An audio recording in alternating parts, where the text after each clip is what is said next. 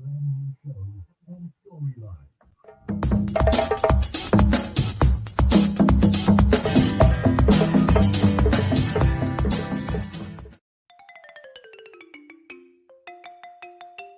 are welcome to the Bottom Line Liberia. Well, ladies and gentlemen, we'd like to say welcome to the Bottom Line Liberia. This is a European platform that gives you the information that you deserve. And we also inject our opinions into what we discuss. Our opinions may not be right, they're not wrong either. That's just how we feel about it. And so let us say welcome. This is the very first edition of the Bottom Line Liberia for the year 2024. And in this edition of the program, we'll be recapping few of the major events that took place in 2023, coming down 2022, coming down to 2023. So we ask that you sit tight with us and let's go through. Tonight is a full house. We'll be coming back and we'll be introducing ourselves just before the discussions. But now here is a chance for you to get adjusted.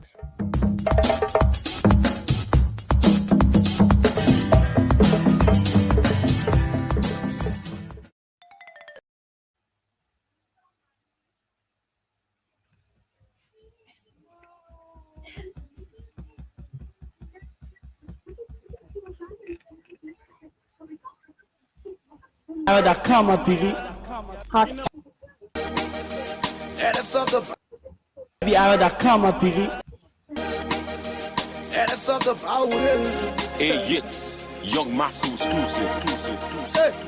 We got plenty things to talk about here today.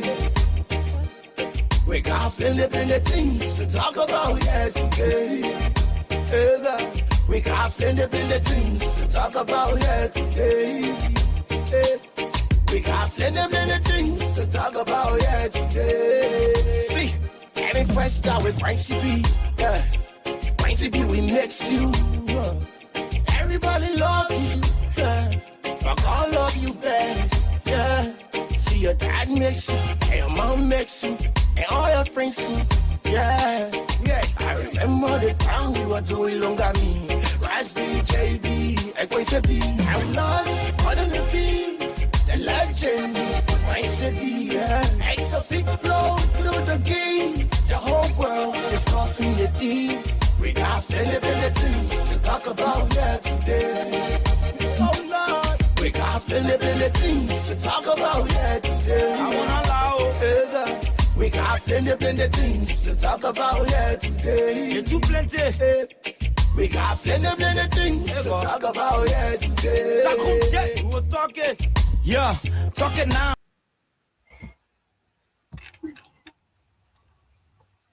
Okay. I love that song. And you know the reason why I love it for it says we got plenty things. We're talking. We have plenty things to talk about. But guys, like I said, we will be recapping few of the major events that took place in 2021, 2022, all the way down to 2023. Not all, because we do not have that capacity. Not all. So we'll recap just the major ones that we have time for. Not that the rest are not important, they're all important, but we don't have that time. So I will cross over to my colleagues. Jima Kamara is there in the UK, and also Paul is in the UK as well. But they are in different locations. Paul is in London, while Jima is in Manchester, and I'm sitting in this cool place. But guys, let me say welcome to you guys. Happy New Year. Yeah, thank you. Listen, Paul, take it from me, Paul. Sorry about that. Listen, they pointed at the Lord children. So Paul, so you should have to look up, guys. I think Jibai is having some problem with his having some technical. Yeah, so while he's facing that problem, I think Paul, tell us. I mean, you are connected to the King, man, King Charles. You know what I mean? Tell me, how was the celebration of New Year? My dear brother, Happy New Year. Happy New Year. It's good to be here, and we made it for 2024, the most anticipated year 2024 that everybody was getting up to. Yes, the celebration here was great. There were a lot of what we call fireworks to embrace the new year. And it was great as usual. It was always beautiful to see the firework here. The old year is going, the new year is coming in. So yes, it was great in London. How was your end? Oh yes, it's always fantastic. There is a place I've been working since 2004 to 2024. That's 20 years. And this place is now my official workplace. In fact, it was my first official workplace. It's a resort area where people from all over the world come. Now the ski time is on. We got skiers from everywhere, America, UK. In fact, I was just talking to a couple of UK people from the UK recently, expressing, talking about how the UK looks, the snow and stuff like that. Yeah. So I normally go there. I work there every week. Okay, it's not my real job. It's just my little turnaround. But the reason I love that place is we meet plenty of people and we got a lot of activities. So one of the highlights, in fact, the major highlight of the new year that people always come for is this firework. If I had the opportunity, I would have downloaded some of the video. Man, the firework is everywhere. It's a big resort area, mountain area, big area. And the fireworks, that's why when you talk about the firework, I was like, oh. So, we had a wonderful time. Every year I drive, it's 30 minutes away from my house. Every year, New Year night, I will go there to see the fireworks. That's one of the things I love about it. But also in my small city here, there was fireworks everywhere. But, the feeling in the mountain is different from the feeling in the city, Yeah. So we had a wonderful time. Yeah, that's right. That's right. I mean, let's give God the glory for seeing this wonderful year. We know some of our friends didn't make it, and I just want to pay a special tribute to one of our fighters, Seattle Thompson, who they made it to this year. So yeah, I just remember her, and she was one of our strong followers. So may her soul rest in peace. But we stay here fighting on as usual. Yeah, so it's good. So to our viewers, those who joining us, will say Happy New Year. There's a lot to talk about today. And please share the show. While we're waiting on you, we will play some musical intro for the next 5 minutes, and we'll ask you to kind of share the show. So do you want us to go to the political alliance music, or which one you want us to take? Plenty to talk about. Which one? And the music will do. Paul, you see, the thing here is, they are Liberian music. We'll talk about plenty things. It still talks about Liberia. If you talk about how the government fail us, it still the same. So that's right. Music will make. But guys, the reason why we'll play this interlude of music is so that we'll give you the opportunity to settle if you're just joining us, to also try to share the show while we are sharing it as well. This is the first edition, the maiden edition for 2024, and we have a long way to go. We're starting. It's so good. I started on the second, the first edition. So we'll cover the entire January, the 4 weeks in January. We'll cover it, and then we'll move on. And then the year will be growing while we are moving ahead. So share the show while we try to adjust and then get back to you. Like we said, we'll be recapping most of the things that happen. Some of the things that you now forget. Let me put it a simple way. Some of the things you now forget, we'll bring it back again to you today. So Paul, if you want to take Takun J, or you want plenty things to talk about. I think Taku J should go because it will give her that time while people sharing the show. It's a 4 minutes intro, so I think it'll be while people sharing the show. Let's play Taku J and we'll ask our viewer to kind of share the show. Please share the show. I love this music, and I'll throw this challenge out to the viewers. If anybody knows somebody who knows Takun J, please try to get in contact with this boy. We really need him. We really need him on the show. So Takun J, he said the people lie to us, they fail us. Yeah. My people, where you at? Wake up from your slumber, stop sleeping. Wave your hands, wave your hands, wave your hands, wave your. Come on, come on, come on. I know you're sleeping now. You gotta wake up some more, yeah? Okay, let's go. The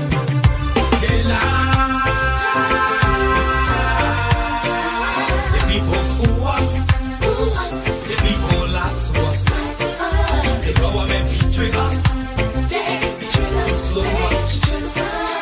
I said they lie. The people fool us, oh. The people lie to us. The government betray us.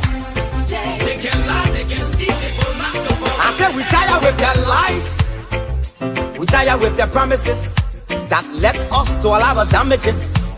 We tired with their speech they preach indeed and now unique they deceive us. The thing we saw it frustrate us. So why did you lie? Why did you steal? Why did you allow the citizens to be? You see, we just tell you that why we voted you. But you fool us, you screw us, you use us and later on abuse us. So why? The government should lie. Why? But that's the question that we ask. The people fool us. The people lie to us. The government betray us. So much. I said they lie. The people fool us, oh. The people lie to us. The government betray us. They can lie, they can steal, they will not corrupt. No one to trust. My people don't want to hope on. Nobody. My hope that I have been broken. I'm telling you, brother. So where are the schools? Where are the roads? Where are the jobs that they say they could afford? But they're too selfish. The people tired with their rhetoric. People tired, they tired. You see the reason why we ask why the government betray. They have enough of time, but yeah, then instead they delay. People suffer. No work for people crying for hunger. Look at. Your vision and your mission, your intention to the nation, they poor. You got nothing to show. Nothing. So why? The government should lie. Why? But that's the question that we ask. They lie. The people fool us. The people lie to us. The government betray us. So much. I said they lie. The people fool us, oh. The people lie to us. The government betray us. They can lie, they can steal, they go not go corrupt.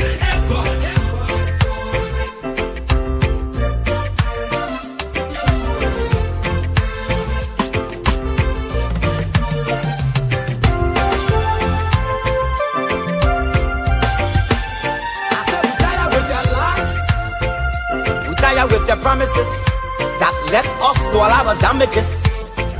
We tired with that speech they preach indeed and now unique they deceive us. The thing we saw it frustrate us. So why did you lie? Why did you steal? Why did you allow the citizens to be? You see, we just tell you that why we voted you. But you fool us. You screw us, you use us and later on abuse us. So why? The government should lie. Why? But that's the question that we ask. The people fool us. The people lie to us. The government betray us. So much. I said they lie.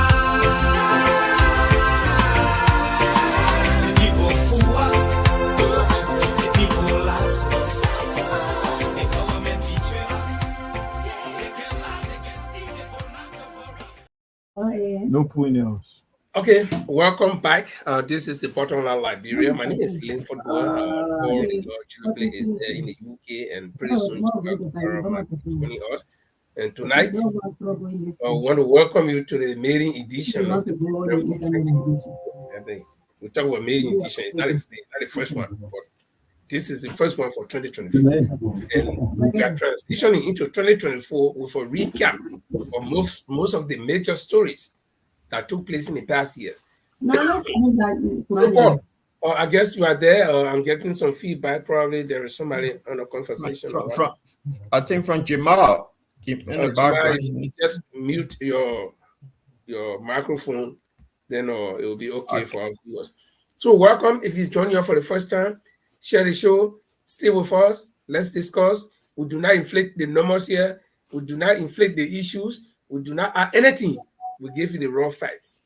Paul, today is the 2nd of January 2024. We are living the year of real high work tension. That was 2023, man. I don't know how we survived it because it was tough for me. 2023, and we're coming to 2024. Do you have any resolution? Well, first of all, I want to say Happy New Year to our viewers. It's good to be in 2024, and yeah, normally I don't plan those things in resolution because I never live by it. No. So I just let the year flow. You see, when you make those sort of promises to yourself, and if you don't deliver to yourself, it's kind of setback and you get angry. So I just let the year flow through all.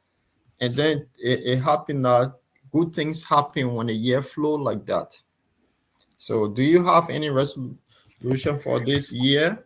Well, my resolution would be to live at peace with all men, to be as friendly as I can be, but at the same time, stay aware of the things around me. And when it comes to politics, my resolution is also to remain politically active. You say when you're in the water, you can get scared to get wet. So we've been inside for some time now, so we'll be there. If the new government coming in will meet our expectations, even though they are saying that we should lower our expectations. Yeah. If they meet it, we'll praise them. If they do not meet it, we'll also let them know that they are not meeting our expectations. So politically, we resolve to remain active. Socially, we resolve to remain friendly, live at peace with all men, and contribute our quota to the rebuilding of Liberia. And I say rebuilding, I carefully selected that word, rebuilding, because if we look at Liberia, our country that we know from the past, we know that most of the structures have broken down, not only infrastructure, but the political structure, the social, economic, and all the structures are not what we expect or what we know it to be. So we will be rebuilding. Jima is joining us now. Jima, your microphone is muted. We hope you are good now. Well, what is we're talking about resolution, and Paul, see, Paul let him be smart. Paul say he want made a resolution because he may not live by him. But Jima, maybe you want me. I made my. So Jima, you got any or not? Just remain positive throughout 2024, and that's it. Nothing more. Nothing there. Oh. So I want to recommit myself, but me, I stand by my own. Politically, I remain active. Socially, I remain friendly. Simple. Oh. Yeah, but that's the best way. So you remain you be who you are until something dramatically change. Yes. Yeah. So I would say Happy New Year to the folks who follow us. And before we go into our topic today, something caught my heart, and it's regarding to the event that's happening around the world, and also what happened in Japan, that plane crash and thing. I mean, again? Yeah, there was how they call it, the Coast Guard plane actually crashed into a passenger plane, but the people were lucky though. A lot of people, only I think 4 persons from the Coast Guard plane passed. And then if you look at the situation happening in Ukraine, the fighting now has been intensified. Then people in Gaza too, these people have bad Christmas and the beginning of this year. So it's something I'm looking at, and then a thought came to me. I mean, there will be election in America this year, right? Something really, because what my thought was, usually when we elect people, we let people that have vision for going forward. But then the American president, it's just a thought, because during his time from his peak to his age now, it was the guy that came from the era of Cold War. So all of their politics was all about fighting. So say he took office, there's a lot of trouble being around.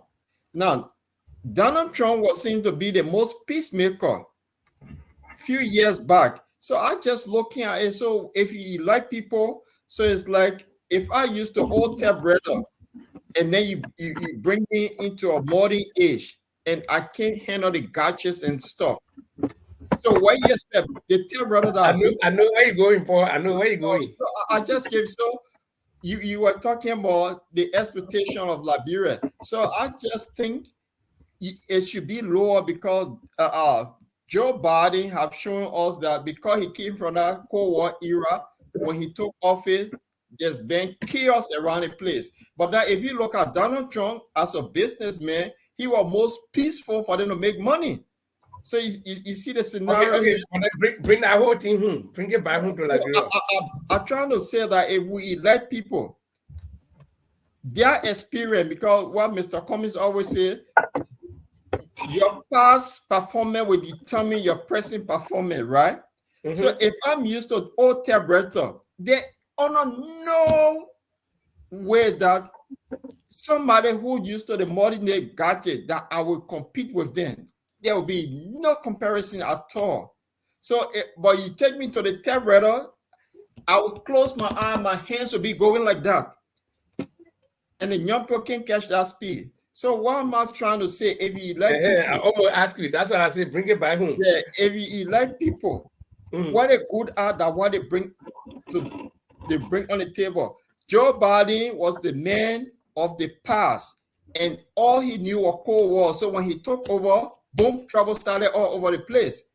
So it's just to show you where you good at and where you stuck with. So the expectation in Liberia, we should be very mindful and look at, we might be looking at the 70s, the 80s, the way of life, and now we're in the modern, we're in the 21st century. So I just want to throw that in, but this is my concern, and I think the Americans, they need to get rid of Joe Biden. If not, we might enter in World War 4 or 5 or 6 that would, because it's all he knows. Even if World War 3, you want to go to fast? No, because it happening in Ukraine, it happening in Gaza. We don't know what be. North Korea could be the next one. So I classify all of them as World War 3, World War 2, War. So we don't know. Africa on this, they're on the verge. So it's just something I thought of. I don't know where you guys, because you talk about expectation being high in Liberia. You let old people, you get old things. You let young people, you get new ideas. That's the bottom line of this. Okay, let me welcome a couple of people. We cannot see everybody's name, but I see Unique Brian is watching. She's from Sweden, one of our strong followers. Also, Chadela Brown Chulup. Chadela is part of the show. The only thing is she has not appeared on the show before, but she's there to play the show up all the time. We need to reward Chadela Chulup. She's been one of the brain behind us from the start. She every time you on, she's like number one. So we need to say a big hello to her, and we shall have happy and prosperous New Year. And not only all those follow us. You know, she's been one of the strong supporters all along from the day we started 3 years ago. She's always locked on. So, happy New Year, madam. And so we'd like to say, thank you. Good New Year. Happy New Year to all of you. You know, sorry when I use somebody like Good New Year, that is people language. But Happy New Year. Happy New Year to all of you. And yeah, Paul, you talk about events around the world. We'll go to that. I mean, briefly. I want to drink water, Papa. You talk about events around the world, and we're part of the global community. We are part of the global community. So whatever affects any part of the world also indirectly affects us. You see the price of food, greens, and all that stuff are going up around the world because of Ukraine. And Ukraine is one of the largest producers of grain. So you can see that it's affecting us. We are not there, but it's affecting us somehow. So I think these world leaders, and you hit a good point, these world leaders who come to power with the mentality of conquering other people, yeah, I think they should do away with that idea. I mean, going out of this when people thought that they could bamboozle other countries. You call the people independent country, okay? It means that they should be able to think for themselves, decide for themselves, and act for themselves. But then you want them to still obey your order. You want them to stay. So I think they should do away with that. Uh, Nobody now will allow himself or herself to be taken over easily nowadays. Not easy. It's not like you talk about the 30s, 40s, 50s, or in the 1800s. No. So I hope these things will happen. Thank you. Yeah, I think so too. I don't know, Jamal, what's your thought on what's happening around the world? Because my fear is all of this trouble that that started 2023 is now into 2024, and it seems to me that it's not going anywhere soon. There's trouble all over the place.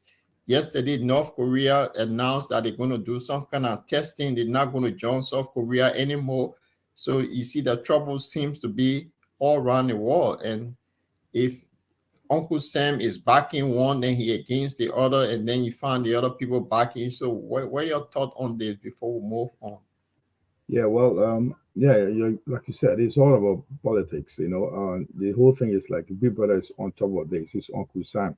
You can see what the politics in the Middle East compared to what's happening in Africa as well. Couple of I think a year or two, you saw what they unveiled in Mali, in Burkina Faso, in the West African region, the Francophone area, where you see the French were driven out of Africa.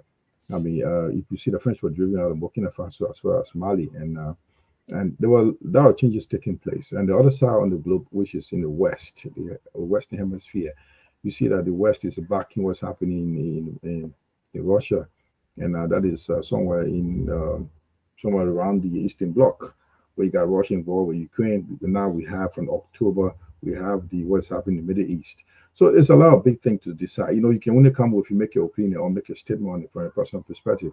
But it's difficult to just lay fingers on it. Where do we go from here? We just wish well that we're navigating through the 2024. We should come with good tidings. We should also have an end to these wars, and we should have some peaceful year at the end of 2024. And when I don't believe it has to do with the age of those leaders. It's just a matter of the philosophy, the political philosophy they believe in. And you imagine that when this guy was there, Donald Trump he was a lot of noise making, too much of noise making, but he was not a guy who was involved in war. So you could see that he would threaten days, America first, all about America, all about America. People thought that he has a different agenda. But at the end of the day, when Joe Biden took over, we thought were well organized. He was vice president for 8 years under Barack Obama would have brought something different. But now the situation, he's now under control, and he's losing control from the Ukraine war, having in Gaza, having what's happening in Africa as well. He doesn't seem to be under control. Probably they are protecting their interests. That's what happened with America. So whatever he's doing right now is about American interests. It's not about democracy all as we think. So what we can do here in which well is at the end of the day, Big Brother will think twice. That's the Uncle Tom will think twice and put end to all these fighting around the world because they are behind them. And they got too many supporters and allies like you see the UK, France, other European countries are supporting whatever they do. You saw what happened with Liberia when they went to vote in the United Nations when they voted against the ceasefire and the Liberia supported and the Liberia had to U-turn on it. So this is all about politics. So what we can do from our end is just wish well and that everything goes well for us and people who are dying, the innocents are dying, they should stop these things. They should see the reasons and stop these wars and make sure peace should prevail. Okay, guys. With that said, we want to welcome a few people again. Gautume, our boy from Germany, is part of the team though, and also Kai Chebo is watching, as I can see. So, we want to say welcome to all of you and happy New Year to all of you. Jima, we already told our viewers that we'll be recapping some past events from the last year as we enter into the new year. I don't know where we'll start. You see, because you've been playing a technical role here, and you tell us where we're starting from, because a lot of things happened last year, man, or the year before. Yeah, Linford, before I start, I want to say a special condolence to all those around UK, Holland, as well as Liberia. The 1st of January, we lost one of our brothers. And he was a very committed guy, a young fellow. Not a young guy, but he's a very, very guy that you could feel when you see him, you feel touched. You feel that he's part of the committee. And on the 1st of January, we had a deaf news book, and which the people of the UK are really sad today. And the news is all around. Probably you may have heard of him. It's Esau Paul, who lost his life on the 1st of January. So wherever we are, we want to say our hearts and prayers to the family of Mr. Paul, to all friends of Liberia, those in the UK, in Liberia, wherever your parents or families are. We want to say a big condolence. We want to send our condolence to all of you on behalf of the Borderline Liberia team and those who know him. We want to say a big hello to you. And also, we want to celebrate the life of Mr. Paul. Probably, if you know him before, probably you had a chance to drop a line to tell what he was. Sometimes this is a Liberian platform, more especially the diaspora Liberian platform. We had these things happen. We had the opportunity to celebrate the sadness, also the happiness. At some point, we need to celebrate the life of people that are in our community that also serve the community. So Esau Paul is not with us today. He lost his life on the 1st of, I think he had a little bit of protective illness, and he passed on the 1st of January in Birmingham, if they're right. Paul may add up to this. But we just want to say a heart out to the family, friends of Mr. Paul. We want to wish him a perpetual peace, rest in peace. That's what I want to start with. And with regard to what we want to do here today is to start our year in review, because for Borderline, we've been here for the past 3 years. So therefore, what we want to do here, I want to go through the highlights of our major event that made news through 2023. So we will talk about a little bit of it. We couldn't get everything. We don't have that much time to go through here. If you want to go all what happened in 2023 in Liberia, and you want to go to leave here, you want to be up to tomorrow. So what we have done, we kind of edited some of the most talked about made news story that made headlines in Liberia as well, also around the world. So that's what we have today. But if you just joined in, we want to welcome again to 2024. This is the Borderline Liberia. My name is Jamal. I'm based in the city of Manchester. And we've been here for over 3 years now. So 2024 is a brand new year. We want to start something. And I want to say this thing to everybody here. If you're based in the UK, Europe, and you're Liberia, you have something to share with us. Our doors are open. Please join us every time. We will invite you on this platform so we can share it and have fun. We talk about it. We talk as Liberian. We talk in our own way. And people learn from you. Probably got something to share. We don't know. We are invited to share, guys. So I want to start from there. If you want something to start with, so before we can let the 2023 roll in, this is what a word of introduction to 2024, gentlemen. Yeah. So Jamal, before you roll, I just want to say to our viewers, those that are following for the first time, they can click on our like button. I want to say Happy New Year to them as well. They can kindly share the show while we're on. Just want to say that, and my condolences to my brother Paul. I knew Paul for many years in Holland, so it was a sad news when I got the news yesterday. So please share the show. Yes, so you can roll. Right. We want the good thing about we'll just take the most important one. What happened in Liberia was the most 5 months of a tussle, legal puzzle with Mr. Comey. So we want to see what happened. Mr. Comey has complained. He had a test of time. He was tested during the political period. That was 2023. And they dragged him into the courtroom for 5 good months. So we want to talk about it. We have somebody who was a guest that day who spoke about the situation from a legal point of view. And we also asked him some questions. So we want to roll the first video. This is the, let me see what we got here, guys. Yeah, this is it. I don't know what will happen.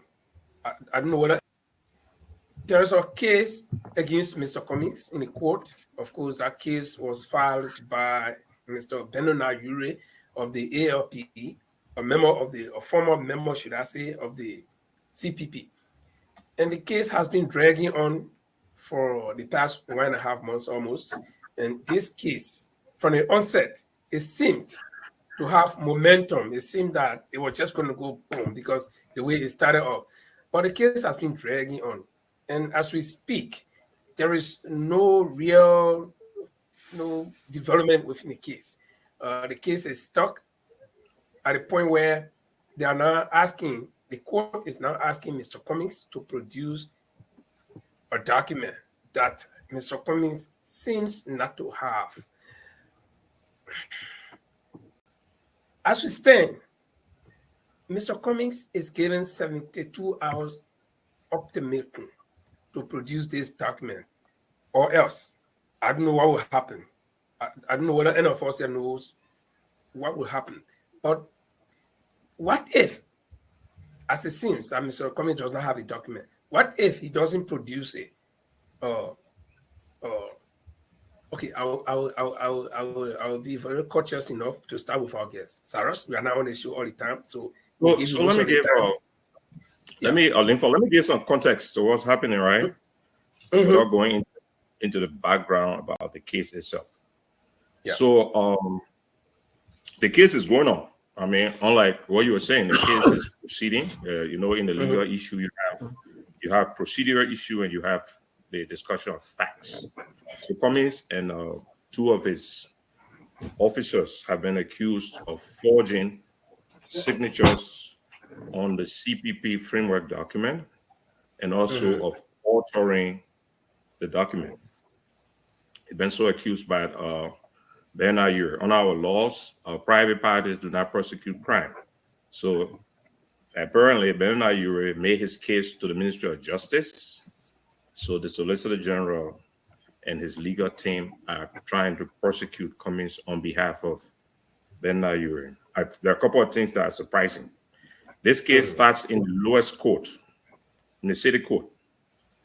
So it surprised you that the Solicitor General will be in the city court because the city court, the government lawyers that are there are the city solicitors. They deal with original cases. So that suggests the political nature in the first place, and we can go into that later on. But where is the case right now? So the case goes to court, and the prosecution asks the accused, Mr. Cummings, to provide the documents that they claim was forged and altered.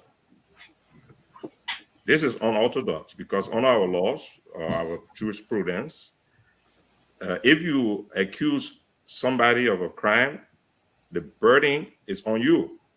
That's right. And it's explicit in our Constitution that an accused person cannot be made to provide evidence against himself. Yes. Now, if the argument is that document is the evidence, then from the legal perspective, you shouldn't be asking Cummings for it. My other question would be, how did the Justice Ministry even decide to prosecute a case if they are now asking for the evidence? Because this is the case that Ben and I should have made to them in the first place, that don't care what they have done. They forged the document and would like you to prosecute them. So to go into the court and begin to ask for evidence is strange. So here what's happening.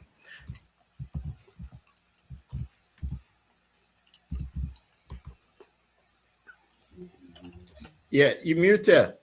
Yeah, okay.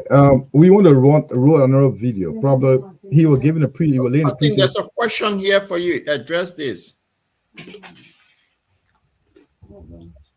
Oh, this is a live program. It's not a repeat. We are repeating 2023 year in review. What happened in the highlight of 2023? If you just joining or we just trying to highlight the major event that happened in 2023 on the bottom line. So we're picking up. If you see, we've just seen that there was an issue about the video that one of our guests was speaking about the video in Mr. Cummings trial in the video, whether he's coming laying promises to the trial in that took place for 5 months in Liberia. So this is not a repeat, it's a live broadcast, as well as we are reviewing 2023, the major event that took place. And we were there, Burl and I followed there. From our archive, we just pulled them out and we're producing it for 2023. It's a live event. If you just joined us, just to remind you. Yeah, and just to add a little bit to that, okay, if you look at the bottom of the screen, you see that you are watching the bottom line Liberia and 2023 year in review. So, and we also said that from the start of the show. You know, a lot of people will forget what happened. So we recap. Again, when you finish writing the whole book, then you got to go back to review and see what all happened, what was somebody did. So this is not a repeat of old programs. It's a new program, but we are just plucking some highlights, and you will see many of that coming in this program. Yeah. So, guys, So that was a question. Let me roll the video. You know, when Mr. Comey went to the court, one of the appearances of court, and the president-elect was brought in to testify or give evidence. So we roll that video.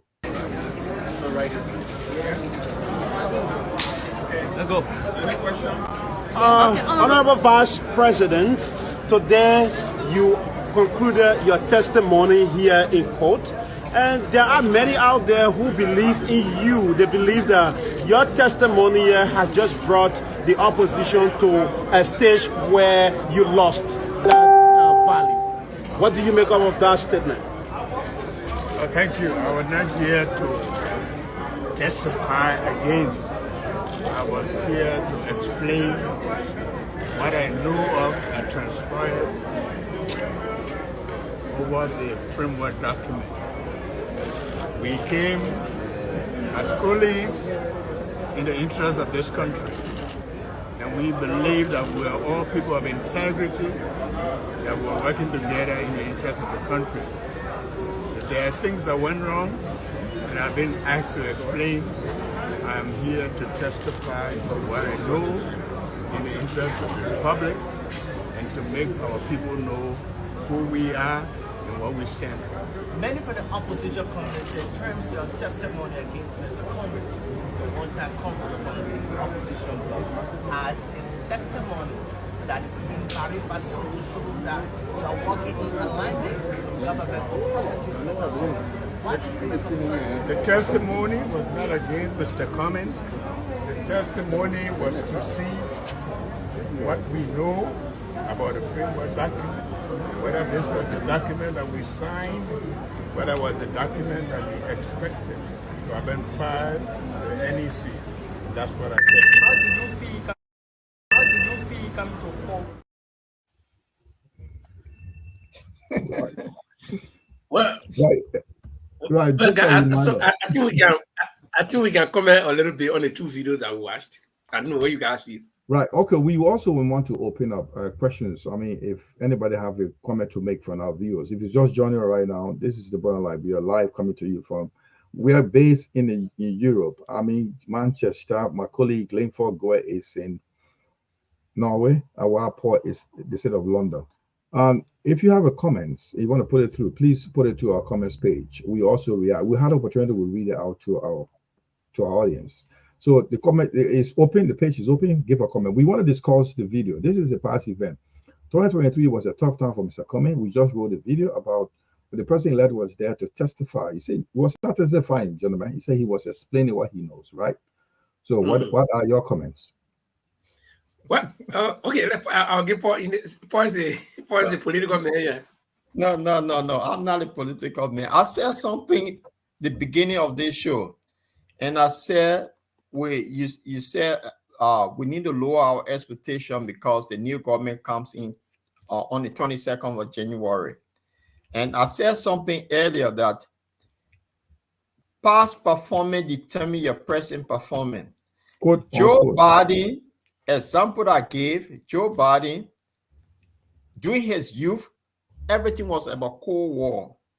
When he became president, he seen the attribute of him by supporting Ukraine. It's like the Cold War have returned. So the testimony you just saw now, don't be surprised because you know in the end, that case was thrown out of court that he testified against his own friend. So it's going nowhere. It's what it is in Liberia called it. It's political. When you go after somebody, when the time comes, you say it was political talk. So yes, he did testify against a friend, and we know what happened, and that was the collapse of the original CPP, based on that court case that the opposition party joined the Rudy establishment to prosecute another opposition, and that was the case. And the woman testified. And what happened in the end, I think you guys will get to the rest that after the court case, what happened? Something dramatic happened after that. So yes, he testified. Remember, it was the same case that in court, he said he didn't know Cummings and he knew him for over 40 years. So I don't know how the contradiction in there that he only went to explain, and you know something about the framework document, they all signed, and they all agree on it. In the end, they wanted to get out, so they came up with all of these book of stories. I know you can flow link for. I just want to put that in. Well, So if you go back to the past, you get the past. For me, if I retrospect correctly, the government, I mean, the Unity Party mouthpiece at the time, Henry Costa, did admit on his own show that they were working with the government of the Republic of Liberia together to prosecute Mr. Cummings and make sure that Mr. Cummings will go to jail. And so that this old man will say when he was supposed to go and testify that he did not go to testify against Mr. Cummings, then I find it disturbing and hard to believe.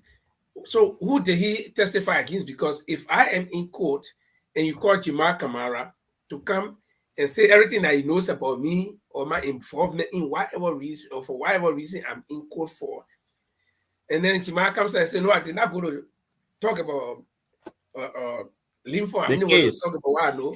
So who you testify against? Because testimony does not mean accusation, though. Testimony is a thing like the Christian, you know why Christians go to church and testify is what God had done for them. Say, oh yeah, God, you want to give me a job, or you want to do this and that. He testify about something. So if you go to court to talk about Mr. Cummings, and then you come from there and say, no, you did not testify against it. So who are you testifying against? And in fact, you did say in that your testimony, because he himself said he did not testify. He was explaining. In his explanation, he also made a court to understand that he doesn't know Mr. Cummings. So who was the subject right there? Guys, I just want to put this question through. I know in the case of 5 months case period for Liberia, what was it look at the political climate in the time in Liberia when Mr. Cummings was being dragged in and out of the court for 5 months? What was the situation like? What was the feeling like within the camp of ANC as well as in the Liberty Party? What was it look like for the opposition when we just finished winning? We just won the opposition just won the December 11 by elections. So I just want to look at that climate. I want you to describe the scene for me. How was it looking like? Because right after the hope was the opposition, the CPP was the hope for Liberia to unseat President George Weah. Now, then it came in with this the court case of Mr. Cummings. I'm just want you to describe how were you looking at it from the time? What was your look at it? What were you looking at? What was it heading up to? What did you see an end in sight at the time? Being dragged in court for 5 months. The president-elect, president-elect, was going to testify or explain his side of the story of the framework document. What was the outlook like for you guys at the time? I have my own look at it, but what do you think going to look like at the end? Because the end was dramatic. Nobody expected that. But what do you think will have been? Because at the time, Solicitor General predicted that Mr. Cummings he will be sent to go teach in high school or somewhere as part of his punishment if he's found guilty. And what do you think was like you got to go to jail for 5 or 6 months or a year? What were you guys looking at the time during that period of time during the court trial?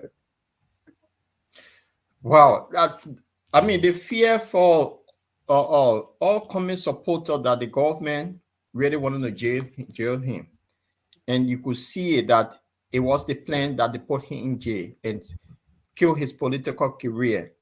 That was the feeling that people had. Now, on the other side, it was good for the now elected party. They didn't want Mr. Cummings anywhere near state power. So that's why they could now to the government. So you could see that feeling that if Mr. Cummings didn't do anything at that time, you're going to go to jail and you're going to kill his political career. And now the common people on the ground saw it differently because they were looking for that opposition unity that will get rid of the most populist president of George Manuel Weah. So you needed that unity. But going to court, I mean, people they didn't believe politicians anymore that this was happening at this time, that they needed to get rid of George Weah. Why now? Why can you wait? Why can you people work together for some document based thing you dragging somebody to court? And everybody knew what happened. In the end, it ended up in a very dramatic fashion that we didn't expect. So that's how I see it. And the fear was he was going to go to jail. And if he didn't act, he was going to go to jail. Linford, I don't know what's your thought. Yeah, the thing I was looking at, Liberian people trusted. I was just talking about the December elections, the by-election where what brought in Yombly, brought in what's the guy name? DeLong. And other people. The hope was high for the opposition. You could see the country was gearing toward the opposition, right? Don't you think that court trial broke the camel's back? The opposition, there was a mistrust in the country that we don't trust the opposition anymore. That was a downtrend. It was going down, it was nosedive. The trust. Liberian people did not trust the opposition anymore. You cannot put your house in order. Why should we trust you? I think there were a lot of stuff that started from that end. What do you think, Linford, from that end? When that happened, when they started dragging each other to court and accusing each other? Well, I will agree with you. But let me put it this way. At the time this court trial was on, there was nothing like opposition anymore or United CPP. Let us not say opposition more, or United CPP. There was no more. And the time you citing, because the December case you cited was December 2020 that brought Darrell Dillon to power. So the time you're talking about, we were already, was it December 2021? Yeah, December 2021. Now, the time you're talking about, we were already in 2022, somewhere around April, March, and they started February, March, April. So that CPP, or that United Opposition you're talking about, had done its work, elected, being very instrumental in the election of Dillon and Yombly and this lady from Bapolu and the rest of them. Six senators. Yeah. Okay. So when the Liberians saw that, how powerful that opposition or the CPP was, they built hope. But within the CPP itself, we used to have the video. I've checked for it, I can see it here. Where Beno, when he was turning over to Mr. Cummings, he warned him that Liberian politics is dirty. They will go after you. Even I myself will come after you. Will come after you. He said it in a joking way. But there was a sinister plan somewhere that they have made. Remember that Paul made a statement earlier on that this now president-elect and his unity party, being part of the CPP, did not want Mr. Cummings anywhere around power because they knew the power of Mr. Cummings. In fact, they went ahead and dropped all of the agreements, the core of the agreement that was in the CPP document. That is, in order to choose the head of the TK, they have to go for convention. If convention, at that convention, they will do VPS, which is a voters' perception survey, probably, and that was supposed to be done around the country. And that meant that they were going to ask the voter who your team can head the TK. And the voters will say, oh, one Cummings or one Poaka or one Beno Nagure. They dropped that one. Then they say, okay, let's go for a convention. They say, no, when we go for a convention, come and get money. And Costa has said this over and over. Even when he broke away recently, he said again that they were afraid that Mr. Cummings will use his political strength to influence voters. So they say, no, we want out. Then they say, let's go for, what was the third one? Something else. The consensus. The consensus. That is, the three of them, or the four of them will go in one room. No voter there, nobody there, no memo, only the four there. And say, look, the four of us there. Let's agree on one person. That is consensus. And they also refused that. So automatically, the CPP was left with no more document from right there because everything was damaged. The core of the document was not agreed on. It was disagreed on. So then, what the document were actually talking about? Let me hold you. I know we got a lot to discuss. We'll bring somebody that I really wanted to put this in together. Want to put a piece together. He also had an interview where he was a guest on the show. Also, we'll bring you on the video. The question I'm asked: where did we miss this point? Was it from the start of this collaboration? Or was it something that all these guys were greedy for the top job. Something got missing because if you look at it, the song was sing. They were singing, Mr. Cummings should be the vice to Mr. Borkai. I mean, 60 to 70% Liberians were vying for that. They want Mr. Cummings to go as VP. You could hear everywhere. And Mr. Cummings did not want to take that in. And now, with the new, like you said, something that they knew at some point that Cummings was not a contender. I mean, a key to contend. I mean, not to worry about. But when they knew that he had the power to contend with, so they begin to bring some issues that will stop him from winning the ticket for the CPP. Then all these court cases started coming out. So don't you think it was from the start of this whole framework? Something was missing from the start. Well, let me tell me something went wrong from the start. Don't you think so? Well, let me tell you something. No. If I was sitting on that table, well, the start of the collaboration. Mm-hmm. If I was sitting there, it was not a problem, Jamal. It wasn't from the start. They could agree. They could agree. Like, listen. Yeah, let me come in now. I don't want to give my point. Listen, for you, go on, please. Sorry. I'm not pointing. We agree. Look, three of us here, we agree. I want the job. You want the job. Let's agree from the start. Instead of having the stuff, Linford, you become the president. I'll be your vice. Right? After your first term, I will come in place. We can agree on that. That's a strong position. Instead of going that's a consensus. Remember that the document had three components. Three core components: consensus, VPS, and there's a convention where they'll go and vote.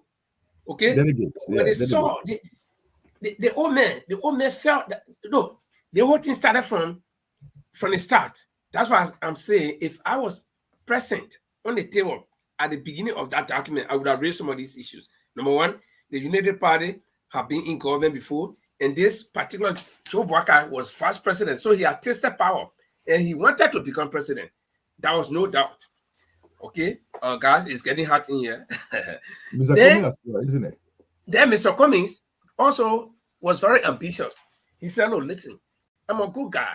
I have worked in corporate America, and I know how to bring people together. Sorry, guys, I'm bringing everything here. I know how to bring people together. I have that charisma, so I want to be president." Bernard Ayure was there. For him, he was just in between the spoiler. Okay? And Yomili Kanga with the Liberty Party, she was also there. For her, she had no ambition. She would fall to be vice president for any of the two, Cummings or I want you to hear the point. We got a lot to go because we don't have much time. I'm coming. Let me hear the last point now. Yeah, the point here is that based on that, they all went with ambition. If you listen to most of the interview with Mr. Cummings, he will say, nobody will ever run to be vice president. You will be picked by the president or the person who is running. But from the beginning, none of them went with that mind that, okay, I'm going to be vice president. They all went as equals, no matter how much point you accrue from the past election or else. So, let me add something to this, Jamal. Because the problem you're saying here, you could say that for the sake of patriotism, for the sake of Liberia, one could lower for another. Instead of saying another one to be vice president, why you couldn't do that? Paul, you got so Jamal, it didn't start from the beginning, because from the beginning you had the late Councillor Bronstein. Mm-hmm. He ran how many times for president? So that Bishop was there. So you had him, you had Bernard Ayure, Cummings, and Borkai. There were four. When Yomli took over from Councillor Bronstein, what happened? They had a belief, because the idea didn't come from the leaders. It came from the youth, young people that saw Loche to bring this together. That, look, let's bring the four heads together and we'll pick the best to fight His Excellency George Manuel Weah, who is very popular. We cannot go alone. So the idea was the young people idea they brought in together. But then the thing, what happened, two of the four leaders said they were not interested. You see it? They were not interested. But then they have already put a document together that brought senators in place that were elected. So when it came to picking that, who became the head of the TK, that's when the trouble started. Because somebody want to be running mate to this person, and the other one want to be running mate to the person, and they will get pushing one line. So it means that the other party, they were not honest with the other people. That's something they are hating. And Paul, let me also add this little bit of tiny bit to it. Summarize this point, guys. Yeah, the tiny bit I want to add to it is this: with this thing in the old man's hair, that our former vice president and I'm the eldest in the room, and the people say, "Come should go vice to me," I will stand my ground. And come here and say, "No, we all came here as equals." So nobody, the only way we'll find a hair for this ticket is for us to go through the process. The core of that document, the thing that we agree on in the document, let's go by it. They say no. So the people say you should go as vice president. So there's where the whole thing spoiled. So we can move on. I mean, this is a spell note. It's a spell note, but we can move on. Yeah, guys, thank you very much. I think you got to look at some of the viewer comments too while moving on. Exactly, Paul. That's what I want to do. I think somebody will make a lot of comments here. Is this guy, God Jawful Song Augustus God? Now to me, to me. I just got his full name. I want to read out. Okay, this is why he said that first started from the court case down to the CPP Freedom Boy document. This is why he sent here, guys. He said that court case was the introduction of fascism into our body politics. Fascism was a strategy that used to Benito Mussolini and Adolf Hitler. Then he came out to say again, it was from the start of the program, they were introducing the vast presidential candidate strategy to reduce Mr. Comey to submitting to laws by convention. Then the last point he made here, guys, he said, Paul, oh no, this is about Paul. He said, Paul Tulip, this is for you, Paul. He said, Paul Tulip, I'll put the one up the screen so you can see. Read this. Paul, what are you? They're calling this guy Excellency. He's my president until he leaves, guys. Oh, no. Besides that, even if he's not president, he's still Excellency. Once a president, always a president. Okay. So, guys, so these are comments. So we just want to welcome anyone out there. If you watch such journey, we're looking at 2020 review of the borderline, the major event in Liberia. So you have a chance to drop in your comments. If you have an opportunity, we'll read it out. And please we want to be respectful here. So, and nothing, we want to be honest here. Put anything you think, your opinion, we will read it out to you. Lifa, you were saying something about it. We got somebody here that talk about, he was fighting for unity among the CPP. I know we had a couple of interviews with him, but one of the best we have with him is we have here tonight. We're going to roll it. Guys, I want to roll this video and I want to hear your comment. The URA and they are the problem. But where I'm coming from with them to see how we will find a way forward. And my message was simple. Don't self-destruct. Don't fight each other. You need each other. To win this election, you will have to be united. It's not going to be something one political party can go and win on their own. Those days are gone in Liberia now. Right now, the level of political polarization is so intense, it's so big that you have to collaborate at some level. And so far, the CPP constituted the major political blocks in this country that could guarantee first round victory at any given time. We saw it with the two successive wins during the midterm elections and across the country. Unfortunately, the CPP leadership had not gotten the picture well enough to think that they needed to work and find a solution despite all of the challenges, difficulties, and odds. You will hear people from the Ambassador Boaka side will tell you that Cummings is the problem. Cummings is this, Cummings is that. You hear people from Cummings side and saying that all this is that. No, Ambassador Boaka and the others are the URA and they are the problem. But where I'm coming from, with the experience I've had, I'm not looking at the petty differences. I'm looking at the bigger picture. Yes, we have these challenges. Yes, we have these difficulties. Yes, Cummings has been difficult in his position of holding on to certain things. Yes, Ambassador Boaka has been holding certain position, and Mr. Ure, yes, you all have had different positions. And so what? We still find a way forward. You had 2 to 3 different means of which you could find a standard bearers. One, voter perception survey, the other consensus, the other primaries. If you had 3, it's because you opted to find a solution by all means. Now, if one doesn't work, you try the other. If the other doesn't work, you try again. You keep trying until you find it. You just try to twist and add a little bit more spice, and a little bit, angle to the discussion and the offers and the counter offers. But to allow yourself to degenerate, break down to the point your individual supporters are raining insults on the political leaders of others. These are the leaders of the CPP. These are the people who should constitute the government. You cannot allow your supporters to so carelessly insult a man like Joseph Yuma Boakai. This is a great statesman. Most of you, prior to this political debate, none of you could say you have problem with Mr. Boakai. Today, because of politics, we are raining insults. Little children are saying the worst of things about this.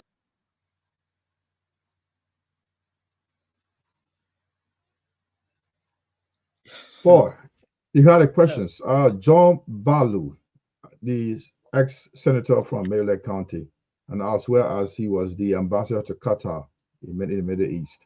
He was one of those that led the campaign speaking for the unity of. He was one of the one that really one of the big one out there calling for the resolution within. I mean, smoking the peace pipe within the CPP at the time. Why did he listen to him? I think he meant well for the opposition. Don't you think so? That's a tricky one with John Barlow, because he was pushing the Unity Party point that in one of the interviews, I mean the same interview, he said it, that Cummings is the best leader they had at the time. But because of the old man age, so John Barlow was pushing because the Unity Party go on top of the ticket. So at some point in time, if you remember, which we'll talk about later on, even Musa Berete, the CPP chairman, also said something, say, if that's the case, we'll wait and see what Unity Party have to put on the table, and then we can put our own on the table. But that did not happen. And John Barlow was campaigning seriously for Omer Boakai to be on top of the ticket. That was the Unity Party message he was selling. And he part of that team, part of the Unity Party team. Today, he's on the transitional team. So it just said they were pushing the Unity Party agenda. So that was his mission, to push it. Yeah. Paul, just want to hold you there. Paul, just want to hold you there for a little bit. You were in Liberia for 6 to 7 months before the election. Yeah. And you saw what the breeze was blowing, the wave in Liberia with regard to Boakai and Cummings' attention.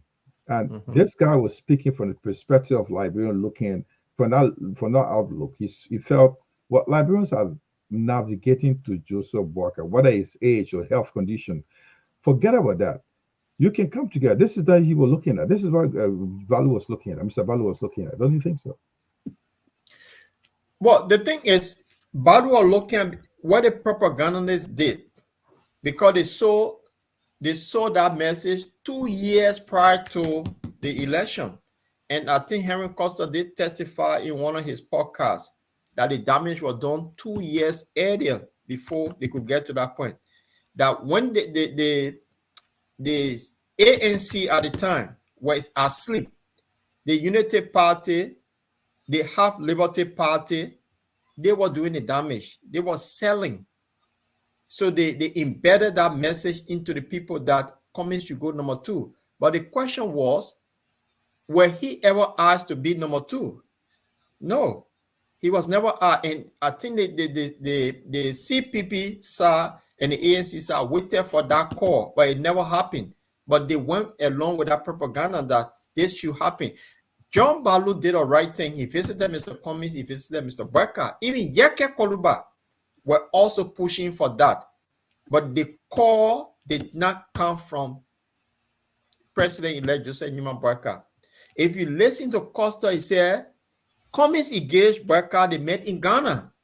So it's like Cummings was more inclined to even go, but he wanted that call from Barker. It did not happen.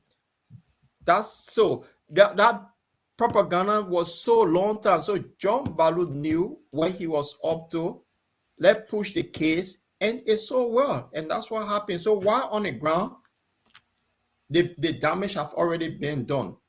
So, and I can tell you, I have a meeting with her of CPP members that where was the CPP chances of getting into the second round because of what have happened, the propaganda that was sold to the people. And one of the CPP key members, executive, told me, say, our chance is Grand Bassa County. Our chance is Grand Bassa County. And that's where the CPP were actually hoping on, Grand Bassa County and McGibby County. So the damage have already been done 2 years prior to election. I don't know if I should, chime in here. Go on. Yeah. We did host John Balu 2 times. The third time actually didn't work, or he was on, but he got off and he went. And I personally asked him this question. Frankly speaking, between Mr. Cummings and Bwaka, who you think is the best person for the job? And he said Bwaka. No. He said it. So I asked him why. He said, oh, he's a man of experience, and Cummings is a good guy, and blah, blah, blah. But try to support the point that Paul is making. You see, Balu came as a professional politician, 1. 2, he came as a member of the Unity Party. So what he would have said would not be to support a Cummings candidacy. And take this from me. If Mr. Cummings was just one independent candidate who was not allowed to the ANC or to any party, Joe Bwaka would have reached out to him. But the United Party people know that Cummings comes from the ANC. In fact, he's the Senate bearer of the ANC. Making your vice president, if you, Joe Bwaka, do not perform well, or something happening, in case of anything happening to you, and Cummings will have to step in, it means what? It is the ANC that is coming. By default, it will be CPP, but it's the ANC that is coming to power. Now, what happened? Jeremiah Kun was not any member of any strong political party. He's from CDC, you go to Unity Party, you go to this and that. When Prince Johnson handpicked him, Bwaka did not resist. Bwaka went for him right away. Because this guy does not have a political home. Okay? He was flip-flopping anywhere as a senator to keep his job. But Cummings, who is financially endowed, 1. Number 2, he controls a whole political party, taking and making you vice president, and you are not well, anything can happen to you anytime. It is his party that is coming to rule. Where will the United Party be? Nowhere. It's just like the other party that sold their souls to the UP now. Okay? Now it's the UP that is calling the shot. Now they will all be hanging instead and hoping. Hey, God, yeah, we hope they all position one, they can give it to all. Yeah, because they'll be living at the whims and caprices. They'll be operating at the whims and caprices of the United Party now. Whereas they actually build on the block. It's just like the don't that build a mansion. Right after the mansion is complete, they say don't pass it again. Okay, so you gotta be waiting until maybe they need block at the mansion. Then they call for one drone drop again. But on a serious note. Let's read some comments from him. He was being a professional when he appeared. Yeah, he was. He did his job correctly. To conclude on that, Unity Party had a very effective propaganda team then.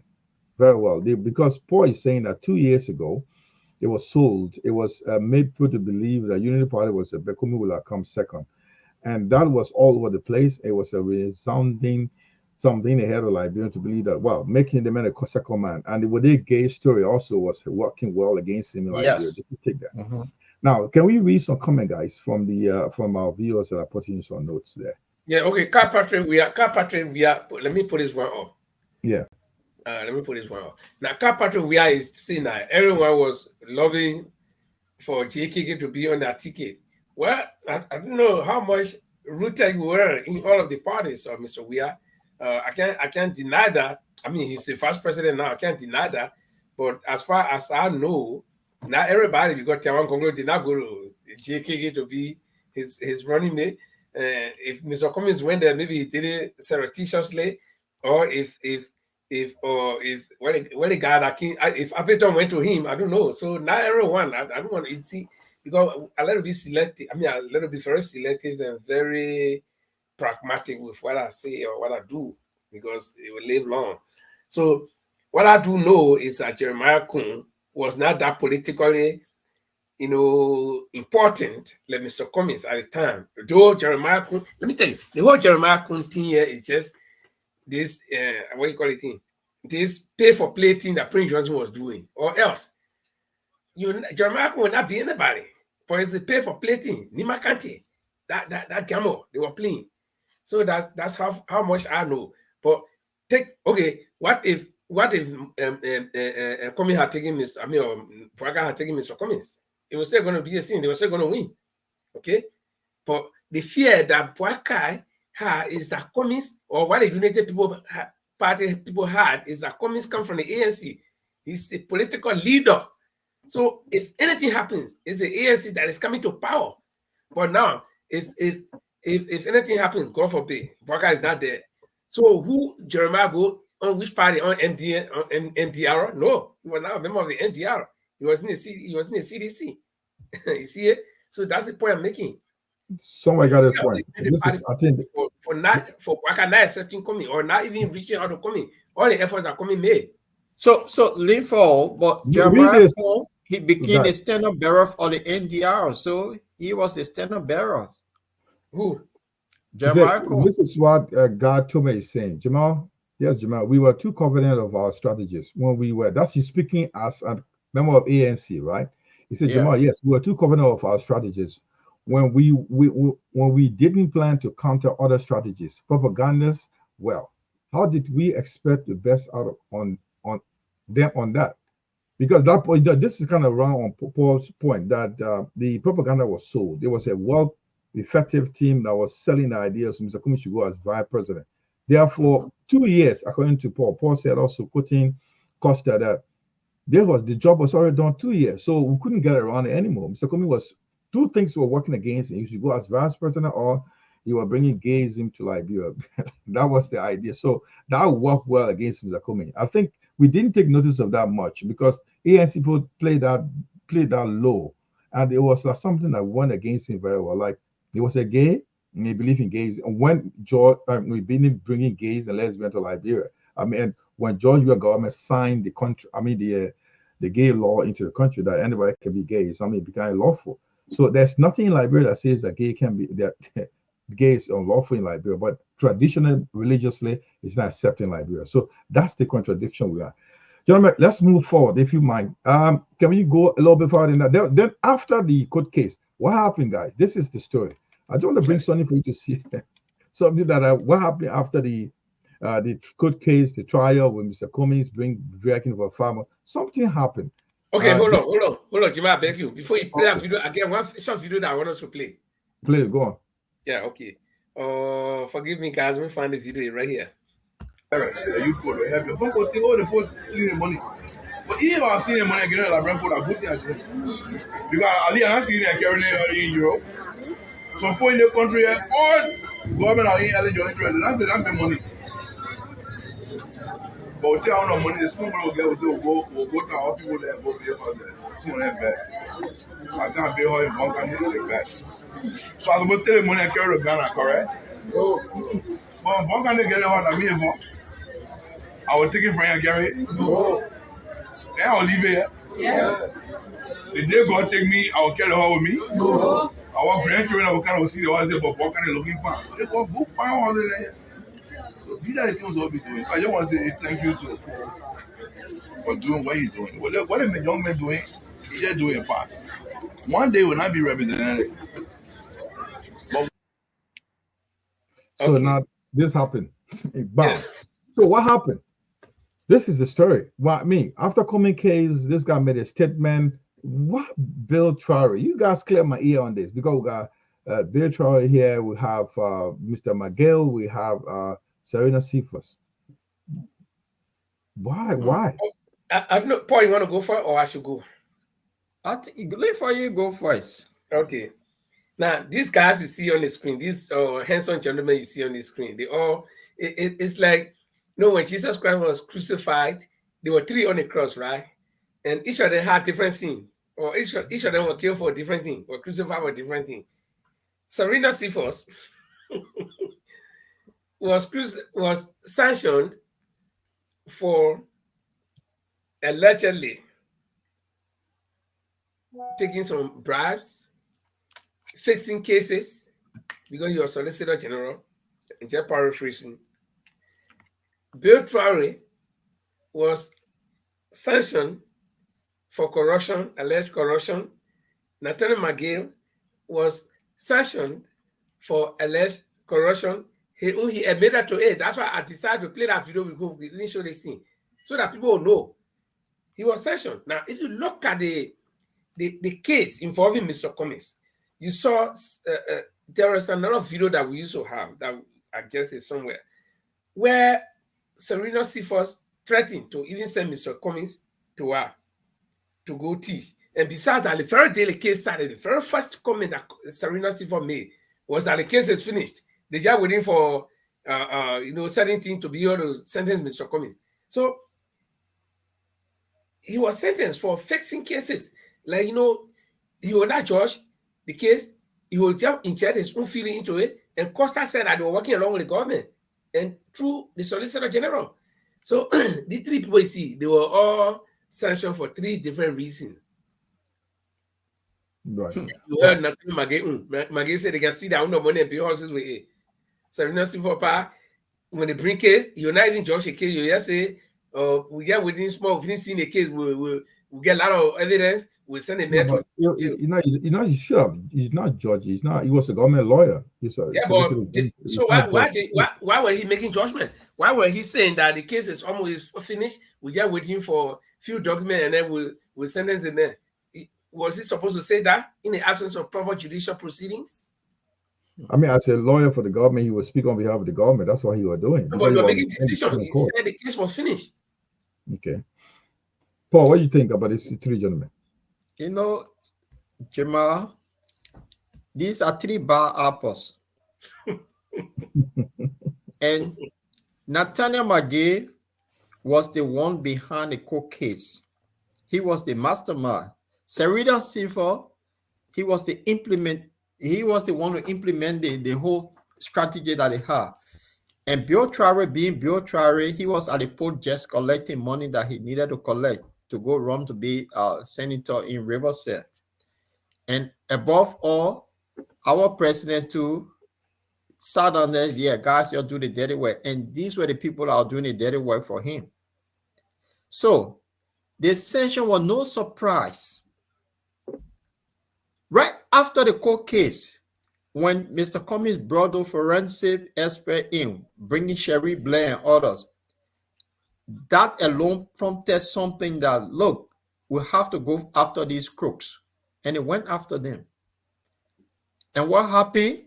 What the judge, we have refused to take these people to court and get evidence from the American. Only God knows today. We don't know if this guy will ever appear in court for the sanction, the alleged crime that were put on them. We don't know if that's going to happen. But there were 3 bad apples.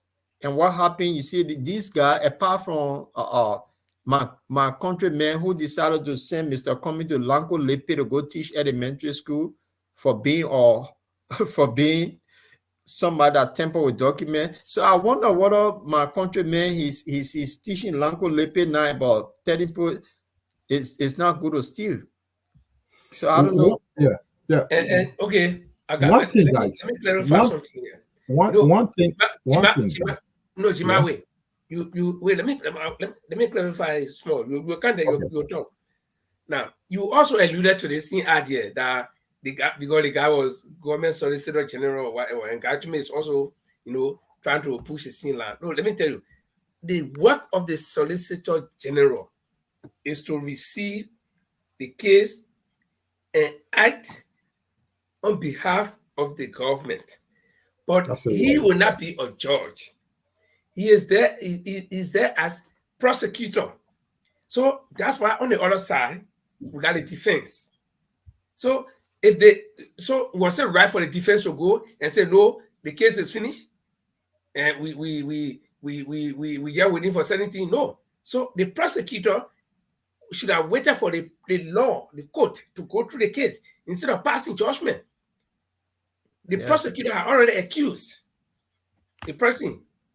So and the Attorney General passed decision already. You're missing things you're alone for. No, I'm not missing it. No, you're missing things. The prosecutor does not make this. So no, you're missing things. It was the government of Liberia against Mr. Cummings. Yeah, that's why you're looking like. So listen, no, you're missing up. So it was the government of Liberia against Mr. Cummings because he did. So why did the case go? The case went to the court. That's what I'm saying. The government of Liberia was a prosecutor. Mr. Cummings was a defendant. So the two of them had a case in the court, and the court was between them.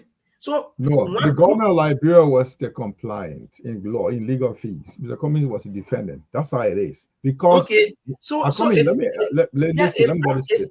if I'm accusing you, Tima, and we go to court, you are the defendant. I'm accusing you. You are the defendant. So whether a government or a private person, so should I go and say Tima is guilty? We are waiting, so we are carrying to jail. Listen, these are all media propaganda. We out there speaking to the media. You want to make sure that you win the case. What lawyer would say? We've won the case. There's nothing to talk about anymore. We want to say they should throw this guy out of court. They should serve justice because that's fixing. That's case fixing. No, I'm not fixing because I'm not. No, you're not fixing case. You're speaking like you're winning the case already. So this is why he's in authority to speak on behalf of the government. He was a government representative. He was representing the government in the court trial. So he was telling you were taking government position. So you're telling the people that the case is already won. There's no need to go ahead with this case. So I'm not going to go far with that, but that's how it is. So that was his job he was doing. Let me ask you guys one question, guys.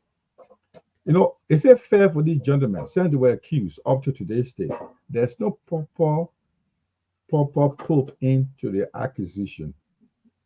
The international community, the American government sanctioned them. They were dismissed from their various jobs. Were they were probed into their case? Were their case being probed into for them to have their days in court? So they can. I will play the role. I will play the role of the prosecutor. They are guilty. They are guilty. They're supposed to be sanctioned. They are guilty. No, but they should go the true legal process now. They should be. No, but it's a sin that's a sin in Serena Civil. So Jamal, these guys, they are still waiting to have their day in court. The allegations that were put against them is still there. They have not been tried, so they have not been found guilty. So the thing is, I don't know why the government asked them to resign, which means they sacked them. They should have been sacked. They should have gone to court with the evidence when they found guilty, and then they go for the harsh punishment. But it didn't happen. Why is it the government of Liberia is not asking the United States to bring the case against so they can try it in court, so they can prove their innocence? Because now it's not in their favor. When you accuse them, they should have their days in court. They know how the government did ask the government, according to information I gathered from somewhere. If you go to the Saturday edition of the closing argument, I listened to it, and Kev Hassan was saying that President Weah did meet with the ambassador of the American embassy, the American ambassador to Liberia. Was it the president? I think he said, and they discussed the issue. They asked the Americans for documents, for proof. Now, but that's besides the point, whether the Liberian government asked or not. Now, these are individuals who are not bobos, so to speak. I mean, they are not deaf and dumb. They speak, they talk, they know their right. So they've been calling for trials. Silent people has been writing the government of Liberia. They've been calling for trial. Nothing happens. They've been calling for trial. I know McGee have been calling for trial. Now the thing is, why can't they challenge? Why can't they challenge the American government? Why can't they go to court? They can only do that through the government. They can only, because listen, let me. They can only do it through the Liberian government. And what happened here, Jamal? Remember, people during the election, people are telling the Americans, say we shouldn't do business with these sanctioned people. Now, why were they sacked? If you say you spoke to the American government, that's the question. Why were they sacked? That's the question. If these guys were not found guilty, you don't sack them. So the government knew something about them. Yeah, but then, Paul, why did they allow them to also run these? Only one person is now. The two of them won the seats in the House of Reps or House of, right? When they build, what the guy, Serena Seafood is now on the ticket. But the other guy went back. So they mean that it's not Liberians don't consider the sanctions when it's in the American government pocket. So it's the American government also clarified. They also clarified that sanction is not only the American government. I mean, it's not only the Liberian government. Okay. So why sack them? Why should we sack them? Yeah, because America said nobody should do business with them. We don't have proof. But they said you should not do business with them. No, I don't understand that, guys. I'm a little bit confused. So, Jamal. These guys were sacked for the allegation put against them, right? But why is it we have the LACC, the anti-corruption group in Liberia? Why that group did not go to the American to ask for evidence on these guys to be prosecuted? When it came from high up because this man McGee was in the president office. It has to go through diplomatic channels. It go through diplomatic channel, but the LACC have the legal right to ask for evidence on these people that were sacked. It was based on the allegation they were sacked. So is it proper to sack that we don't have proof on them? That's the fact that the Americans told that's the question I'm asking, because I think the right word would have been they should have been suspended until proven guilty. Because you sack them, you don't have proper proof. And now for almost a year and a half, these gentlemen are out of jobs. You don't have jobs for them. Let me ask you, Chima, let me ask you. I know you play the devil's advocate here. I'm not why these people cannot individually? Why can't they challenge the Liberian government to? Why can't they take a government to say? That's an issue. They've done it. I saw a letter from Serena Seafood to President Weah before the election that he want the trial to go on. He wanted to be international. He want international international team to investigate them, have ECOWAS involved, Liberians should be involved themselves, an independent team to investigate their case. So let's agree that they were corrupt, but they should have their days in court. That's my point. Why they can't have the days in court? Can we ask the incoming government to ask the American government to provide evidence or proof they have against these gentlemen? Because apart from this one, another group have been accused, and they also must have their days in court. This is the point I'm making, guys. I'm not playing devil advocate here. We need to be honest with ourselves. You can't sack them. They were sacked from their real jobs. They've been away. If those guys went back, you see, Liberian people did not take the sanction into consideration. They voted remember also that you live in Liberia where the culture of impunity reigns. Now, we got people who have been sacked for corruption in Liberia and they are there. Okay? Nobody doing anything to them. And people know that they were corrupt. So these people, even if the government found out that if the Americans ever provided any evidence, and the government found out that evidence was strong enough to dismiss them, dismiss them and let them be there. So it's now left with these people. If they feel that they were dismissed illegally by the Liberian government because of accusation from the Americans without any document, for them to go to court. That's the point I'm making. So they will say that let the Liberian government prosecute them from no. They can only channel their grievances through the Liberian government. That's what they can do. And because Jamal is right. Is that what the rules say that American? Where would they go to? Where would they go to? Who would they go to? They can go to ECOWAS. I mean, they are Liberian. They can even go to a Liberian court. They can sue America. No. Let me say something here. The president of Liberia can hire and dismiss. So you work at the will and pleasure of the president. The president asks you to resign. You resign. Now the allegation on them, it left for the country now to ask America, what are the proof you have on these people? You see it? Why are you involving the country in this year? The country finished. They finished people. Let's move forward. Yeah, the country finished. The country stagnant, but the sanction say, hey, it's on them. How will they get out of this sanction? Again, they put rope on you, they bring you to my house. I said, so, but Jamal asked a question here. With the incoming government, will have that willpower to ask the American for evidence on these guys so they can have the day in court? Don't play around. Linford, this is something serious here. You're playing away in a way like it's not something. This is you playing with these guys' lives. We also know that they were. We almost can only say they were corrupt. Yeah, well, let's agree that they were considered they were corrupt. They were corrupt, but then the government, the people that said they were corrupt. I'll bring before I say something to that. I'll bring a case about HPX about Emmanuel Samuel Twe. $37 million was taken to him because the HBT and the ArcelorMittal, he was between them. You see, he received $37 million.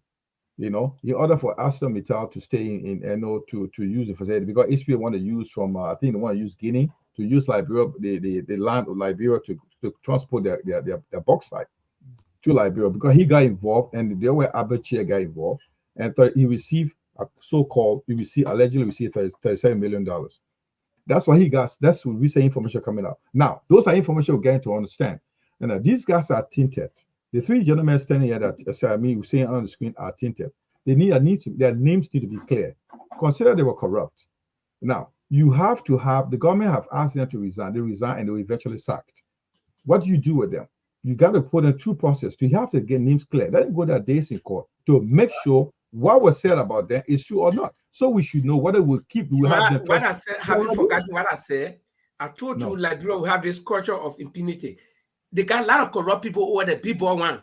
Vanishemo. When they sanction him, what the government did to him? Nothing. The people there, Ellis Tyler, all the people there. Oh, what were you saying here? Let me make my point. Go on, sorry. The government finish dismissing them. Let's say the government can say that's a punishment we have for them. Dismiss them. We finish with them now.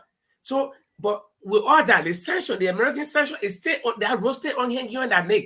So they will go sit down with that roll hanging on that neck all the time and say, okay, let the government go talk for us. Why can't they go and free themselves? Because right now, they say America can even arrest them if they go to any other country. America can arrest them from there. Out of Liberia, America can arrest them anywhere. You know that? Arrest them for what? They committed crime against America or Liberia? No, I'm just telling you. They can't arrest them. Why should they arrest them? What law says okay. So why did they sanction them?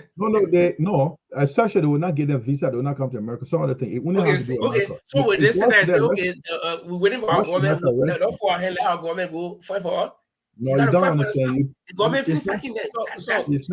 So I think we need to move forward because what happened here, you have the incoming government that have people in their midst also that were sanctioned. And then last month, we have additional group added to that list. So they have good number of people. That list will swell. Yeah. Now, this is the new one, guys. Now, no, sorry. This is this one, yeah? No, sorry. I think now the new list. Guys. The U.S. wilding sanctions to Liberia. We keep saying they are building up the list, and now they build up the list. They did to Vani Sharma. They did to Prince Johnson. They now have their days in court, and they still remain tainted. So why should they continue? This court have you read a new addition to the sanction by the U.S. that they will not only sanction you, but they will also prosecute you? You were asking why would they arrest them? Why should they prosecute them? Well, that one go You tell me, I didn't read it. Why should they prosecute them? Because the thing is, let me add to what Linford just said. The Maliski they came up with new thing that the American taxpayer money that have been sent overseas, those who mismanage the money, they have given them the right to go after them and prosecute them. So if they have evidence that money was sent to Liberia and Bill Traore and all of these guys took part of that money, saying the government don't want to add the two houses came together, they signed, they will go after those individuals. Now it makes sense to me. Then it should also work against the three guys that previously sanctioned. Then it will work against it. Don't you know there will be you'll have their days in court. My point there, gentlemen, is like if you are accused, you should have your days in court to clear your name. And if you're found guilty, you face the full weight of the law. So that means that it won't be repeated in the country, because there's a way to stop the corruption. So they know that if you're doing anything, the Big Brother is watching. You see what I'm talking about, Paul?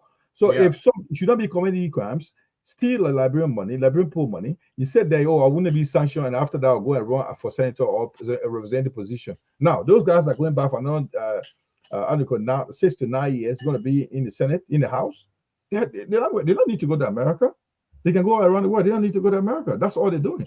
Vanish Sharma has been there for years, for the first 2 terms of Ellie, and I think the first term of George Weah. So he was there for years, enjoying his money. Doesn't need to go to America to survive. So you just sanction, you think their character. You have no proof. You gotta prove, keep a proof to your chest. He did not prove it.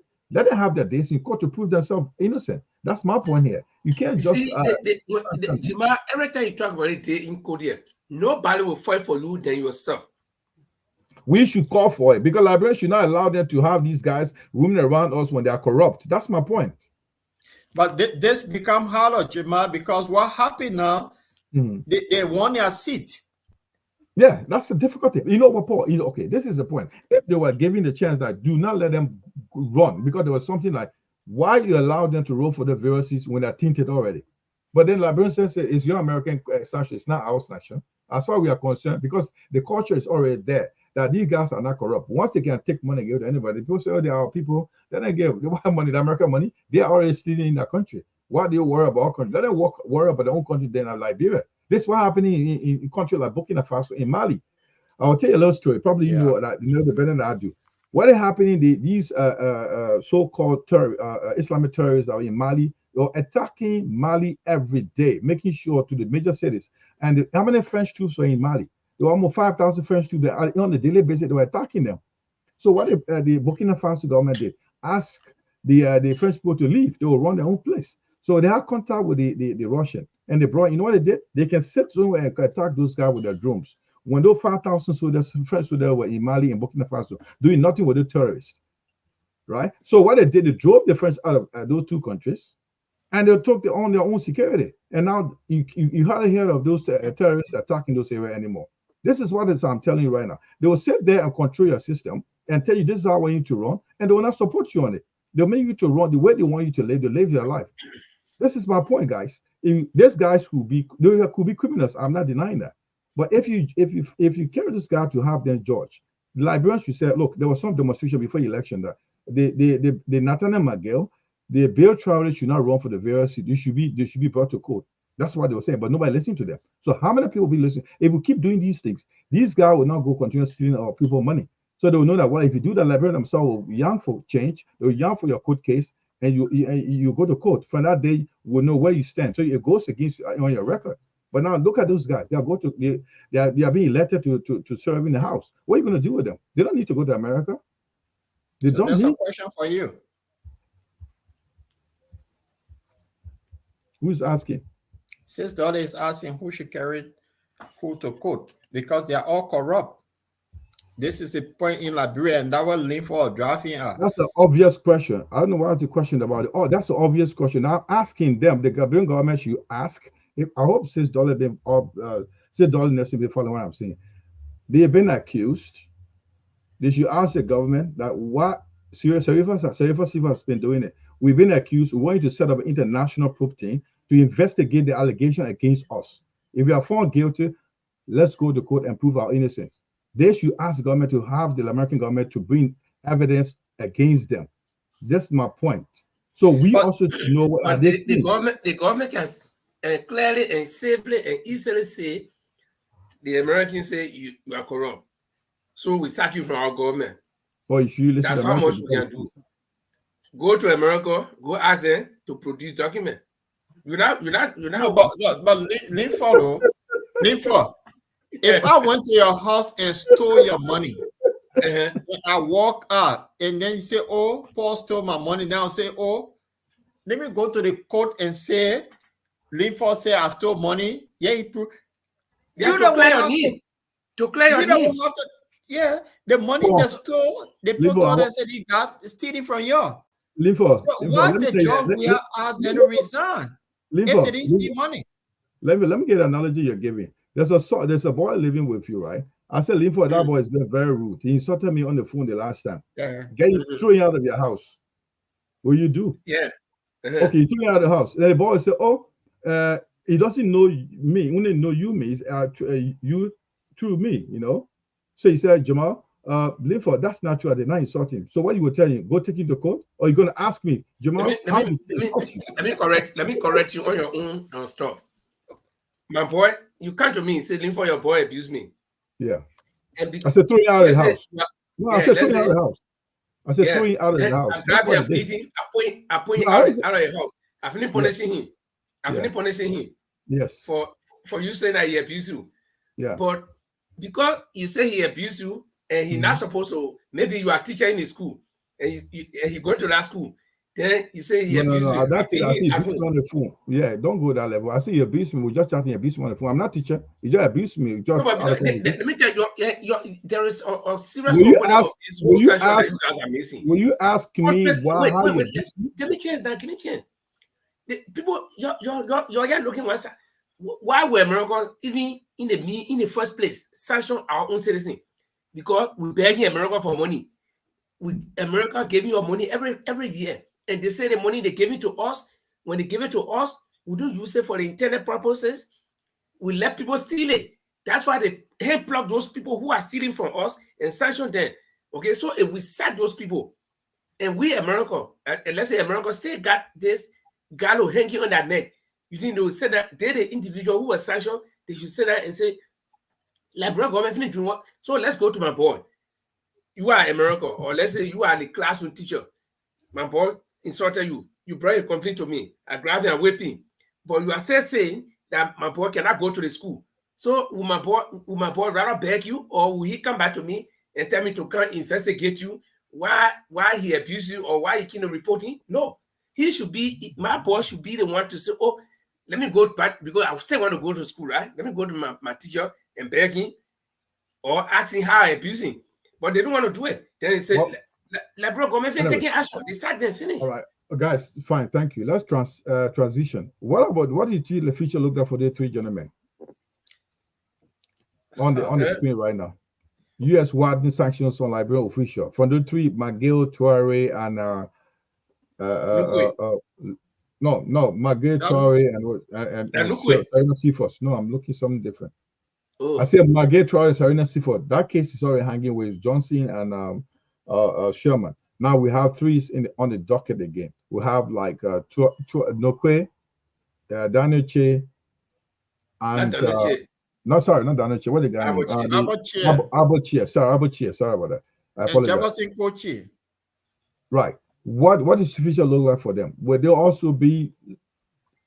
What do you think gonna look like? We gotta know also that all of them are sanctioned for different. I mean, they are given different level of sanctions. So I think some of them have visa restriction, and the others are sanctioned or something like that. But the thing is, let me tell you, America is a country by itself, and America decides. They have taken on this war police role that they play. America will leave from where America and go declare war in Iraq and say Saddam Hussein get weapons of mass destruction, damage the whole country, kill Hussein. Then they turn around and say, "Oh, that we lie. We found out we lie," and nobody do anything to them. America supports the war crimes code, but they say none of that people can go to that war crimes code. Only certain people can go there, and the rest of the war body out here. So these are people who control the war, and we are giving them that role to play. So these people, they are well grounded now. They got us by the ball. So we cannot do anything. We just got to hear what they say. Now, let me tell you. No, we can't buy by anything. No, if I took my hard any money that I work for and give it to you to do something with it for your house that your children will benefit, your nephew came from nowhere and stole all that money that your children will not benefit out of it, and I'm telling you, your nephew is the one that's stealing the money and say, "Oh, America police the war." The money was intended for hospital. Yeah, but that's what I'm telling you. Yeah, I just made that analogy. That was a contradiction you just made. The first one you made, America gives us money. America gives us money. We depend on America practically, and that's why they can tell us. No, that's a selling point. I will agree with. But the other one, the other countries don't listen to America, whether you like it or not. Even they will not sanction them. They will not even care to listen to them. So don't yeah, because they can provide for themselves. Yeah, okay. Now, if you say that we're meeting that level, we agree with that. Okay, So that's what I'm telling you. The reason, I say the reason why America can decide for us is because they gave us money. Simple. It's not hard to understand. America can sanction Putin, and how many times they didn't sanction Putin? How many times they didn't sanction North Korea, boy? And they still living. So that one, you know that power struggle between the two. But in the Liberia case, whereby we refuse to even have bitter ball planted on our own soil, we have to go beg people in Guinea to give up bitter ball. So if people from Guinea can give up bitter ball, they have all right to say, Paul Jamal, the bitter ball, we're not giving it to you. You're stealing this thing, and we don't like the thing you're doing to your own people. So based on that, you will not come to Guinea to get bitter ball anymore. You see, that's what the Americans are saying. Guys, listen, thank you very much. Let's move to another level. We are during the period of year under review. We have a gentleman, very good Liberian, talkative, very, very good, eloquent Liberian. He was a guest on our show. He was speaking about the part of the video is a little bit short, but we'll give you some time. He was a guest on the Bottom Line Liberia at early February, somewhere around there, or somewhere around March. And he spoke about the president-elect and also President George, where he kind of summarized President George's leadership. Listen to him. Just for information, we extend the edition of the program more about maybe 30 minutes. Yeah, all right. This is listen to what he said. His section on the president-elect and also President George at the time. He was urinated upon our constitution because he wanted to please. Thank you. I mean, your voice is coming in a bit thin, but I want to say thank you and want to greet our colleagues, the other panelists, and want to extend hearty greetings to Liberians across the globe that are following the podcast and friends of Liberia who are also tuned in. It's a pleasure having me. I'm very humbled to be here. Am I coming in a bit clearer or? Yeah, you are very much clear. Is it only me or the rest of the guys? Thank you. I'm humble. Thank you. Is it the rest of the guys or only me that is very thin?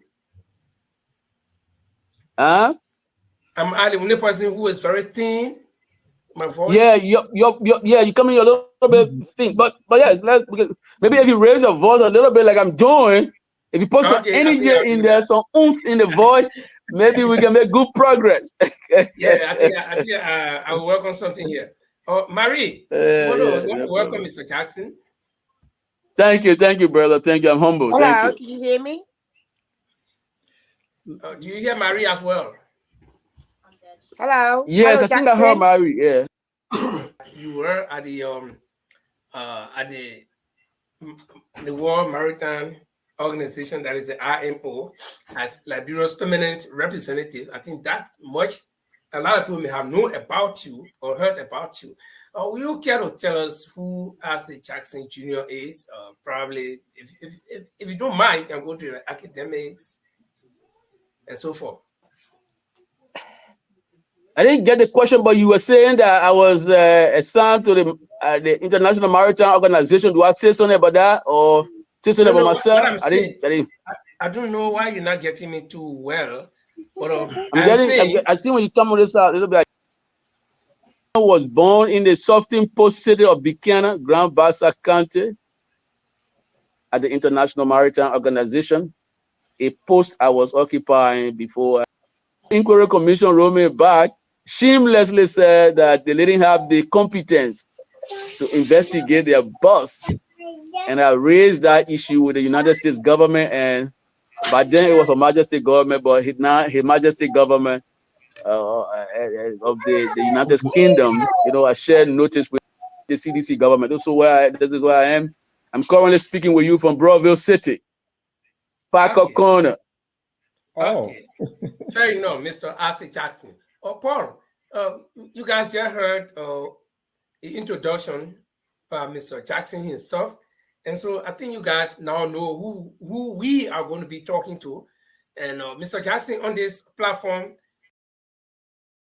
to the issues. The only thing is we dwell respectfully. And so, Paul, Mary, if you want to... Why are you supporting Mr. Cummings?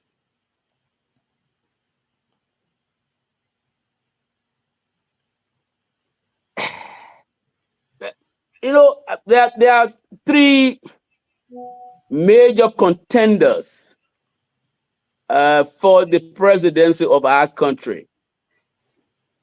We all have had the privilege to see what the CDC government is able and not able to do. President Weah, upon assuming the mantle of authority, during his inaugural address, promised the global community and Liberians that he was going to fight corruption decisively. Today, the government is awash with corruption. They are stealing so much that the United States government found they're stealing to be offensive. So 3 officials of the government, ranking members of the CDC government, have been placed on sanction for being inherently corrupt. And even when we thought that President Weah had demonstrated zero tolerance based upon the report or the sanction from the US government to arrange these people before a court of law, he has woefully failed. There is no prosecutorial action against the individuals in question. Today, President Weah is supporting them behind the scene, and they are themselves announcing themselves to be contender for senatorial elections. I think this action is a clear betrayal of the confidence the people repose in President Weah and his own assertion. That point one with President Weah. You can look across the government and see that things are not working well. Liberians are dying of poverty in slum community, while President Weah takes over $2 million to go watch football game or walk-out game. I think it's also in addition to the betrayal of the confidence of the people, because when President Weah was elected, the hope of our people was that he was going to improve their standard of living. He was not going to impose hardship upon them. Today, if you were to come to Liberia, poverty will be staring you in the face. Our people are still languishing in the dark corridor of poverty and diseases. And so I don't think we can give President Weah another chance based on the evidence now before us. So then we can look at the other contender, Mr. Joseph Boakai. I've known Mr. Boakai as the vice president. I worked with him in the Selly administration as vice president. I know him very well. He and I, we have got a pet name. You know, people call it nickname, but it's a pet name because he's an older man. So every time he sees me, he calls me sharpshooter, you know. My thing with Mr. Boakai is that the magnitude of the challenges confronting our country, I'm not very convinced that Mr. Boakai will have the stamina, whether physical, whether mental, to undertake these challenges. Recently, it was reported that his health was failing, even though his party tried to, basically cover that up. I had a conversation of the same disco we're having with another radio station, and his secretary general of the party called in and said, "Oh, you don't need to exaggerate the old man illness. He just has small fever."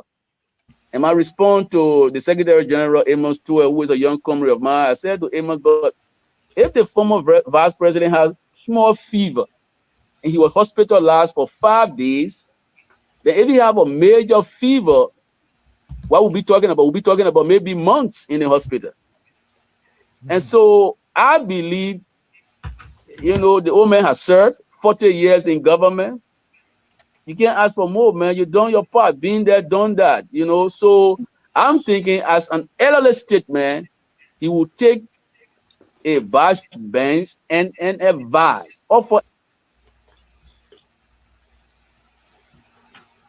Thank you. Yes, Jamal? You are mute. Yeah, what a point. It's a little bit a long video that I would have gone up to Mr. Cummings, but we're looking at the relevance of that statement from Mr. Axel Jackson Jr. He's not saying that Mr. Walker is not qualified. He said he does not think he has the physical stamina and mental. He does not have the mental or physical stamina to manage Liberia or to govern Liberia. That is the point. So, and this is what he's making here. And what do you think about his analysis? Did you think it's still going to go well? Because it's just something like we're looking at, because now Doma is back. You see he's vigorous, strong. He look healthy, and you think he was overstating something? That is, Mr. Barker will go another complete 6 years.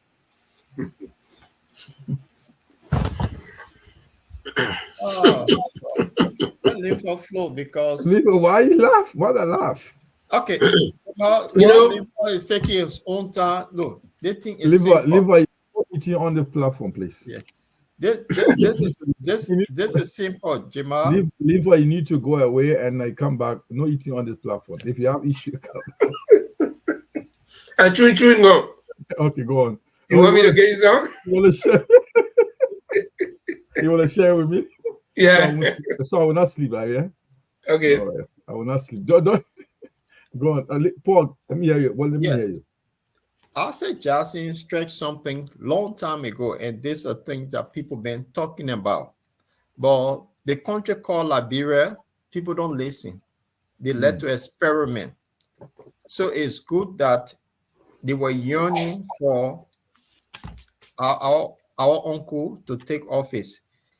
And we all know age factor. Look, it's like me. 20 years ago, I was RT guru. Today, I cannot compete with the young people, and that is the fact.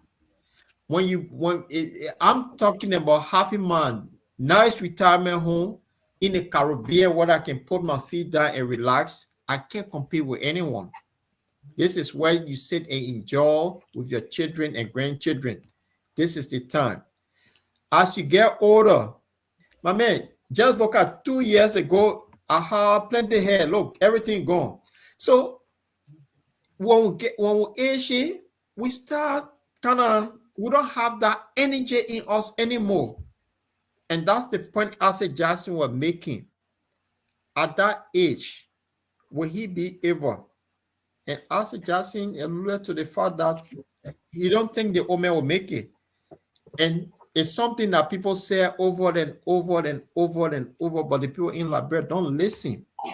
With a health issue that he himself admitted that he got health issue, people still went on to put him there. So whether he's going to deliver, not deliver, we just hope that will happen.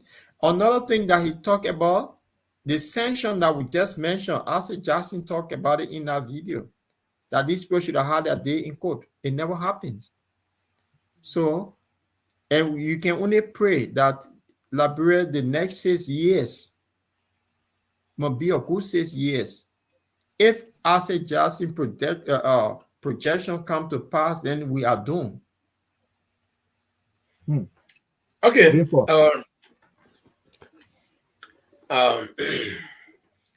An octogenarian leading a country of young people, for me, is vast contrasts. And why do I say so? Listen to me. Paul just said something. This world is moving ahead. The type of people who got in the world now, I was in America 2006. I watched a movie called Idiocracy. 100 years from now, the people that will be living will not be like us. They'll be like us. I mean, it's physically and structurally, but their minds will not be like us. So if you bring me in 100 years from now, I will not fit there. And that's what that movie is about. So again, when I talk, you come to defend. Look at the composition of the transition team. When you get Charlie Town people, and I listened to this boy, Randy Dapo. He said the same thing I said. We discussed before. No. But you got Charlie Town people, that people who think the same, birds of the same fella flock together. You know, see eagle flying with pigeon. Never. So you don't expect a Joe Walker to take me or to take you, Jima, and be his companion. This government that is coming, you will have a lot of people, old people in it, because they think about that experience. And I'm not condemning them, though, but that's just them. The poor have been saying that's just them, the old people. The same thing with me. If you give me power now, I'll go look for my classmates, my schoolmates, people who I knew before. I'm going to take my son, them, classmate, and bring them because we don't think the same way. So, Liberian people were aware of the decision they made, and they have to live with the consequences. The only thing I'm sorry for my young friends who were running up and down here behind Unity Party and all the things. I'm really sorry for them. I can pray that some of them will get something to do, and some of them will be included in the process. Not even if they don't work, but they'll be included in the process. But moving to Asset Jackson's predation, well, Asset Jackson was not the only person who stressed the age and health condition of the woman. Henry Costa, the woman's confidant, said it. And all of the timeline that Henry Costa gave, that certain things were supposed to happen. It happened. The United Party people were covering up, but the woman himself, should I say God bossed him off and said he went for health-related issue because he knew what was ahead of him. Why they were saying that he went to thank the people in America for electing, for making him president. How in the world, people in Liberia who form 90% of the voters elect you, then you leave them and you go to people who form 4% of the voting public. They did not even vote. They did not even vote. Most of them did not even vote. They're only talking. So they did not even raise money for you. The money they raised did not even hit something. So yeah. Yeah, the woman said he went for a health issue. Now I don't know. Since he said that, I don't hear anything from the United Party people. Because if somebody else have said it, they will come after you. But the man himself said it. So they shut up. So you see, you can let me tell you, the thing get better, you can deny it, but it's not going by. It's coming in from one day we'll see it. So we're gonna hope we're gonna hope that our country will be good in the next 6 years. And let me tell you, that nonsense, all the politicians are talking 2 years, 24 years, a lot. Every president now elected in Liberia, you count on 6 years. Trust me, 6 years is enough for you. You perform, you lock in with K 12 years. But you do nothing good, 6 years enough. Finish. I just will. He will tell you more. So before Jamal come in, it's good I was on the ground. The expectation, Jamal, I believe it, the Omen going to deliver, and our country will be the best from what I was told. But everything will be back in the old days. So what is saying that because he worked in the tournament era, the Toba, the Do, up to early, all the good things he have seen and he's bringing everything back. So let hope and pray that we'll have that better Liberia again. Right. So government is continuity. January 22nd, we'll have the new government. In 3 months, there'll be no car stock import in Liberia. We'll have 24/7 running water and electricity. Let's pray. The situation with Zocos will be under control. Monrovia, the capital, will be extremely clean. That when you eating food, maybe peanuts and one piece drop, you can pick it up and chew it. That's how beautiful Liberia will be, more than Rwanda. So we'll have this belief. And I'm looking forward to my beloved country in the next 6 months when I visit Liberia to be walking like when we're kids used to be walking down Broad Street and happy. Right. I think, okay, thank you very much. That's a lot have been said on Old Man, and I think we wish well for Liberia. It has also to do with his health. And he was recently in Tututa. I want to run that clip, the newspaper clip, where he went to see the victims, so to identify with the victims in Tututa, the tanker that exploded, the gas tanker, the fuel tankers that collapsed and exploded, a lot of Liberians died. So I just want to run something like he was there recently to just identify with them. This is what happened. So with this old man standing here, I mean, don't you think you got the strength to go all over the country? You don't see that? Look at him standing there. He's the one here, right behind the lady with the flower, putting a bouquet of flower on the as a vigil to remember those who died and injured in that tanker explosion in Liberia that happened on the 27th of December. Well, you know, it was an accident. A tanker fell, and Liberians went around to get some, normally to fish some petrol out of it, and others. In the meantime, it exploded, and a lot of people got caught in the fire. Most people got killed and caught on fire. What we talk about here, and this is the scene, guys. We were talking about health and safety here, gentlemen, some times ago, last 2 weeks, with regard to what should have been done to prevent this situation. Because if you see people standing on the truck, though they was immediately when the car fell and they actually caught on fire. But in fact, it exploded beyond it, and those that are standing, all of them got caught up into the fire. Most of them did not even survive it, as you're looking at it right now. So what could have been done to prevent this situation, like this kind of explosion, where it will get most will get caught up into the incident, gentlemen?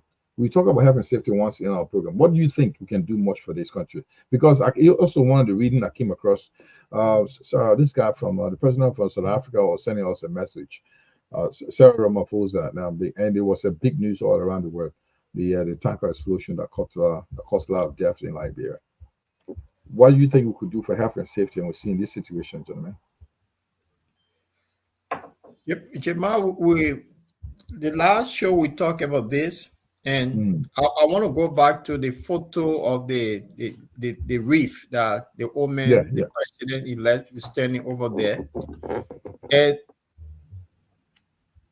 with combining both, he went on his side to see what to lay reef. Although I don't think he have the energy to lay for that bunch of this, so he gave it to somebody to do it from the local team. But being on the ground, looking at it, since this elected government, they might come up with a good policy on health and safety to prevent this from happening again. Because this is unbelievable in the 21st century that gasoline, people play with gasoline in Liberia, they play with water. And they should have some sort of laws in place to stop people messing about with gasoline. All tankers are transporting gasoline, and that is what happened over there. You have people, gasoline that remain in the old tank, they sell it on the street. It should not happen in the 21st century Liberia. So he's going over there, being a man with wisdom, wise, that been around for years. He may come up with something, and let's hope that he do something on health and safety. And that's what we hope for. But the issue of health and safety in Liberia, in our scene, they say it's a taboo. There's some big issue with health and safety. People don't let to get involved. You can drive a keke without a driving lesson. You can ride a pimping without not just get it today, learn how to pull it on the road. You kill somebody, you get away with it. Something have to be done. Maybe his going there will give people that renew hope that he will do something. Right. What you suggest in terms of like you just said, that the old tankers carrying those plying the streets for Liberia with carrying the fuel, those gasolines, they're not even worthy. So what will you be your suggestions? What can they do? Like the truck fell, right? And there was a fire spark. There should be a fire extinguisher with the drivers in there to make sure that thing stop, or keep people away from that tanker. And people just left it. So what would you suggest? Because look at what happened. People jump on that. You could see people, jerry cans carrying them to gas from fuel or gasoline from that truck. In that process, it just exploded. That's why. Did you see the video? It just exploded. Well, exploded. Those that are on top. Even I also understand that the police commander of Tuesday was there. He got caught. He's injured. He's receiving treatment in Ganta Hospital. Many other people, top police officers and other stuff were involved. They all went to just get something from the tanker, and they all got caught into the process. So there are people. You could see them jumping on top of the truck.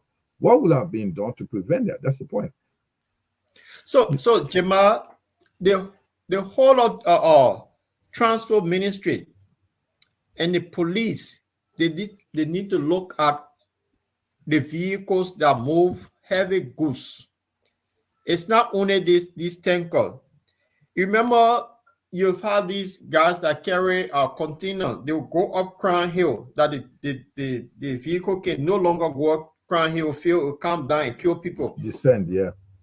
It happens all the time. So they need to look at all of those old vehicles to stop carrying heavy duty goods. You cannot be having a tanker that every now and then it breaks down on the main road. People come and fix it and do all sorts of things. And some of the tankers, you see, they get about 8 tires behind. You found out that they may be running on 2 each. The other tires is not there. And they need to stop all of this. So to carry gasoline, it must be a vehicle like 10 years old. You see, they stop cars from the UK going to Liberia because why? They are right-hand drive cars. So if they have that laws, why would they won't be using old tankers in the town? That's what happened. For you to carry gas, it must be something new. When it comes to the laying of the reefs by the president-elect, I want to commend him for that, though. That's his national duty. Because we see President Weah in the past has not even paid attention to some disaster victims. Or there were some guys who got caught up in some mining, something in Nima County. We did not go there. Some things happen somewhere around the country. We did not go there. So many things. So many things. Even some Muslim school or somewhere children got burned. He did not go there. No, he didn't go there. He went there, but not only that, he supported. Well, that's why I'm aware. He also gave some money to rebuild that school. There was somewhere around. Yeah, okay. Peaceville, okay, probably I skipped that one. But other ones, the point I'm making is that the president-elect went to try to identify with the victims, and then he's also calling for investigation. Now, the only thing I'll urge on his government to do is not only to investigate, but to try to put in preventive measures, mitigative measures. I come from the maritime background, and if you listen to all the IMO conventions, I mentioned on this program already. If you listen to all the you read all the IMO conventions, those conventions are not proactive; they are retroactive. And I asked a particular question to one of my teachers, and the answer was that you get to know what to do after the accident has taken place. If you buy a car, you don't know whether the tire will move or whether the tire is weak. But when you're driving, when the tire moves, then you know that, oh yeah, so to tighten the tire. So the IMO will always come up with resolutions, laws, after a certain accident takes place, because they already know what happens. So based on that experience, they can put into law how to mitigate the risks. So instead of just calling for investigation, okay, the tanker fell down and then gas were inside, people were taking gas, then fire broke, people died. That's a report from the investigation. So what next? And like you said, what should be done to prevent? Education, proper education. We're not saying that people should go sit in classroom to learn about tanker falling down, no. But risk management. Let the Liberian curriculum get to know how people can even cross the street. That's something that is lacking. And when people are crossing the street, where to cross, and let the drivers also know, transport ministry, institute this, police, make it part of your duty, that when you see him up here in Norway, when you're driving, you come to the zebra crossing, whether somebody is just passing, but at the same point, while you're walking on the side, but you met him close to the zebra crossing, you got to stop. And the person will either wink you over and say, go, I'm not crossing. That's the law. Okay? And when we're driving here, you see somebody walking where there's no sidewalk, or you see a cyclist, my friend, you got to park way on the second lane. You don't pass close to that person. Person take a phone and call it to police, you're in trouble. So should not be a bulldog with no teeth. Let the law be a tiger with 4 claws and 4 teeth. That when it grabs you, you will feel the weight. But because of the impunity, because of the lack of rule, law and order, so people will do anything. And who told those people who die, God forbid, they die, Or who told them that when things go further, then the opportunity for you to go take a poor gas inside? Yeah. So there's certain things we do in Liberia that just not within law. So we hope that after the investigation, they will see what happened and then they will try to mitigate, because risk is everywhere. Even our own food that we go to eat is risky. But we got to put into place mitigation actions so that we'll minimize the risk. Nobody can avoid risk. You can only minimize it. And we hope our people too will begin to know risk. Nobody can teach you danger. You can say danger. Fire can burn. Don't put your hand in fire. If you can't swim, you fall down the river, you die. Don't fall down there. You don't climb way up and jump down. You'll break your hand or you'll break your neck. So people can see risk. You can feel it. Do not take risk. Simple. Right. Linford, thank you very much. Chicago, time fast spent. We're still looking at the year in review for the Border Liberia for the 2023. Because of time, we want to speed up a little bit. I want to just run some of the newspaper clips that make heavy news during the year 2023. Gentlemen, I want you to tell me about this. This is Justice Gloria Scott. I think she was a big news in Liberia before the end of the year. Linford, what is your take on this story? Yeah, well, we understand that the jurors found former councilor, former election commissioner, and former Chief Justice Gloria Scott, and I think 2 or 3 members of her family guilty of the death of Charles Scott, who is her family member though, and she raised that child up. But the question is whether her legal team or their legal team will take up an appeal to the highest court. That's why we're waiting for. This case has been dragging on since February this year, and we know that some higher ups in this government, in the Weir government, were accused or were accused, and then the case went to the court, and then the case took a dramatic turn that the people who were supposed to be the victims now became the villain. So we hope that they will take appeal, and then when the Supreme Court hands down their decision, then there is nothing more you can do. But again, the worrisome part is looking at history in our country, the judicial history. You know that sometimes the Supreme Court will uphold the decisions of the lower court. So it's a very sticky issue. So we don't know what's going to happen. Right. Paul, I know you. Linford has beautifully summarized that story. Paul, tell us what you know about this story. It was a big news. This guy should be like they call him the the Rupert Murdoch of Liberia.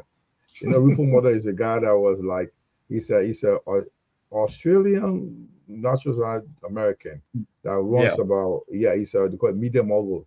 He runs about more than 200 media institutions around the UK as well as America and Australia. This is upcoming young Liberians who are becoming a media mogul. This story just broke news. Paul. Yes. Jamal, you see in life, sometimes when this story broke out, a lot of Liberians were shocked because his action here is associated with Nigerians. For this guy, for what he did in America, Stanton Waterspoon, who on the screen that we're looking at, a Nigerian told me once, say, Paul, I didn't know that Liberians were more smarter in criminality like Nigerians than Nigerians. He said, the thing this guy have done, you have to be a genius to work this out in America. You see? And another thing he told me, he said that the issue with Liberians came up with a thing with what we call black money, the BMs. Nigerians said that we know that Liberia is a country with small population, but they have some smart criminals in Liberia. And this is one of them. He made his money He went to Liberia, bought 3 radio stations, and had influence over people. Even this election that just ended, he had influence on election to show that we Liberians, we gravitate towards criminals. This guy today, he's on now on his show, go to Liberia, millions of people now tune in to listen to him and will believe in criminals. This guy going to go to jail in January, this January. He may come from jail, go to Liberia, run to be senator or representative, win his seat, and become lawmaker. Something about criminals that we in Liberia will really embrace people that are still. Now, I'll link it with another person, 2 other persons that have in the house. This guy who contesting to be Speaker of the House. He was a convict in America, went to Liberia, he became representative. There's another guy, the famous name, they call him DJ Blue. He just won his seat in District 17, Moserado County. He's another one that was deported. Jamal, I'm not hearing you. Paul, what's the first person you just mentioned about who want to be speaker? The first person, Fonati Kofa, who is now contesting to be Speaker of the House. He was jailed in America and he went to Liberia. DJ Blue, convicted, deported, he won his seat. So this guy, Stanton Waterspoon, will leave jail, go to Liberia, contest for higher seat, and because we just love criminals. And this is the fact. This guy had influence on the election in Liberia using his media empire that he got. And people listen to him, believe in him, that he's some injured. And this guy have the audacity to tell George Weah that he's a thief. And you going to jail and you calling somebody a criminal. This is why it is in Liberia. And people believe in this guy. It's almost that they let Dr. Kasser, same nothing. Milk the people, gone to Liberia instead of being quiet and decided to show off. And all the show off people, what happened today? They've been busted. And he make it mad. And this guy will come by, he will be in jail, he will have influence over the people that he met when the president-elect got to America, that the first person he met.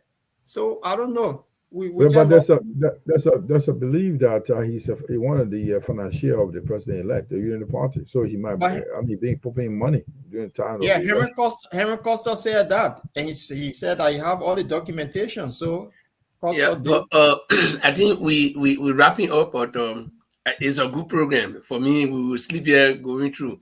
But let me tell you, on the Stanton Witherspoon issue, Paul said it right. Liberians will gravitate towards criminal or people with some criminal accusation, whether they are guilty or not. My own boss man, former President Charles Taylor, this is a man who was alleged to have taken some money from Liberian government and ran away to America.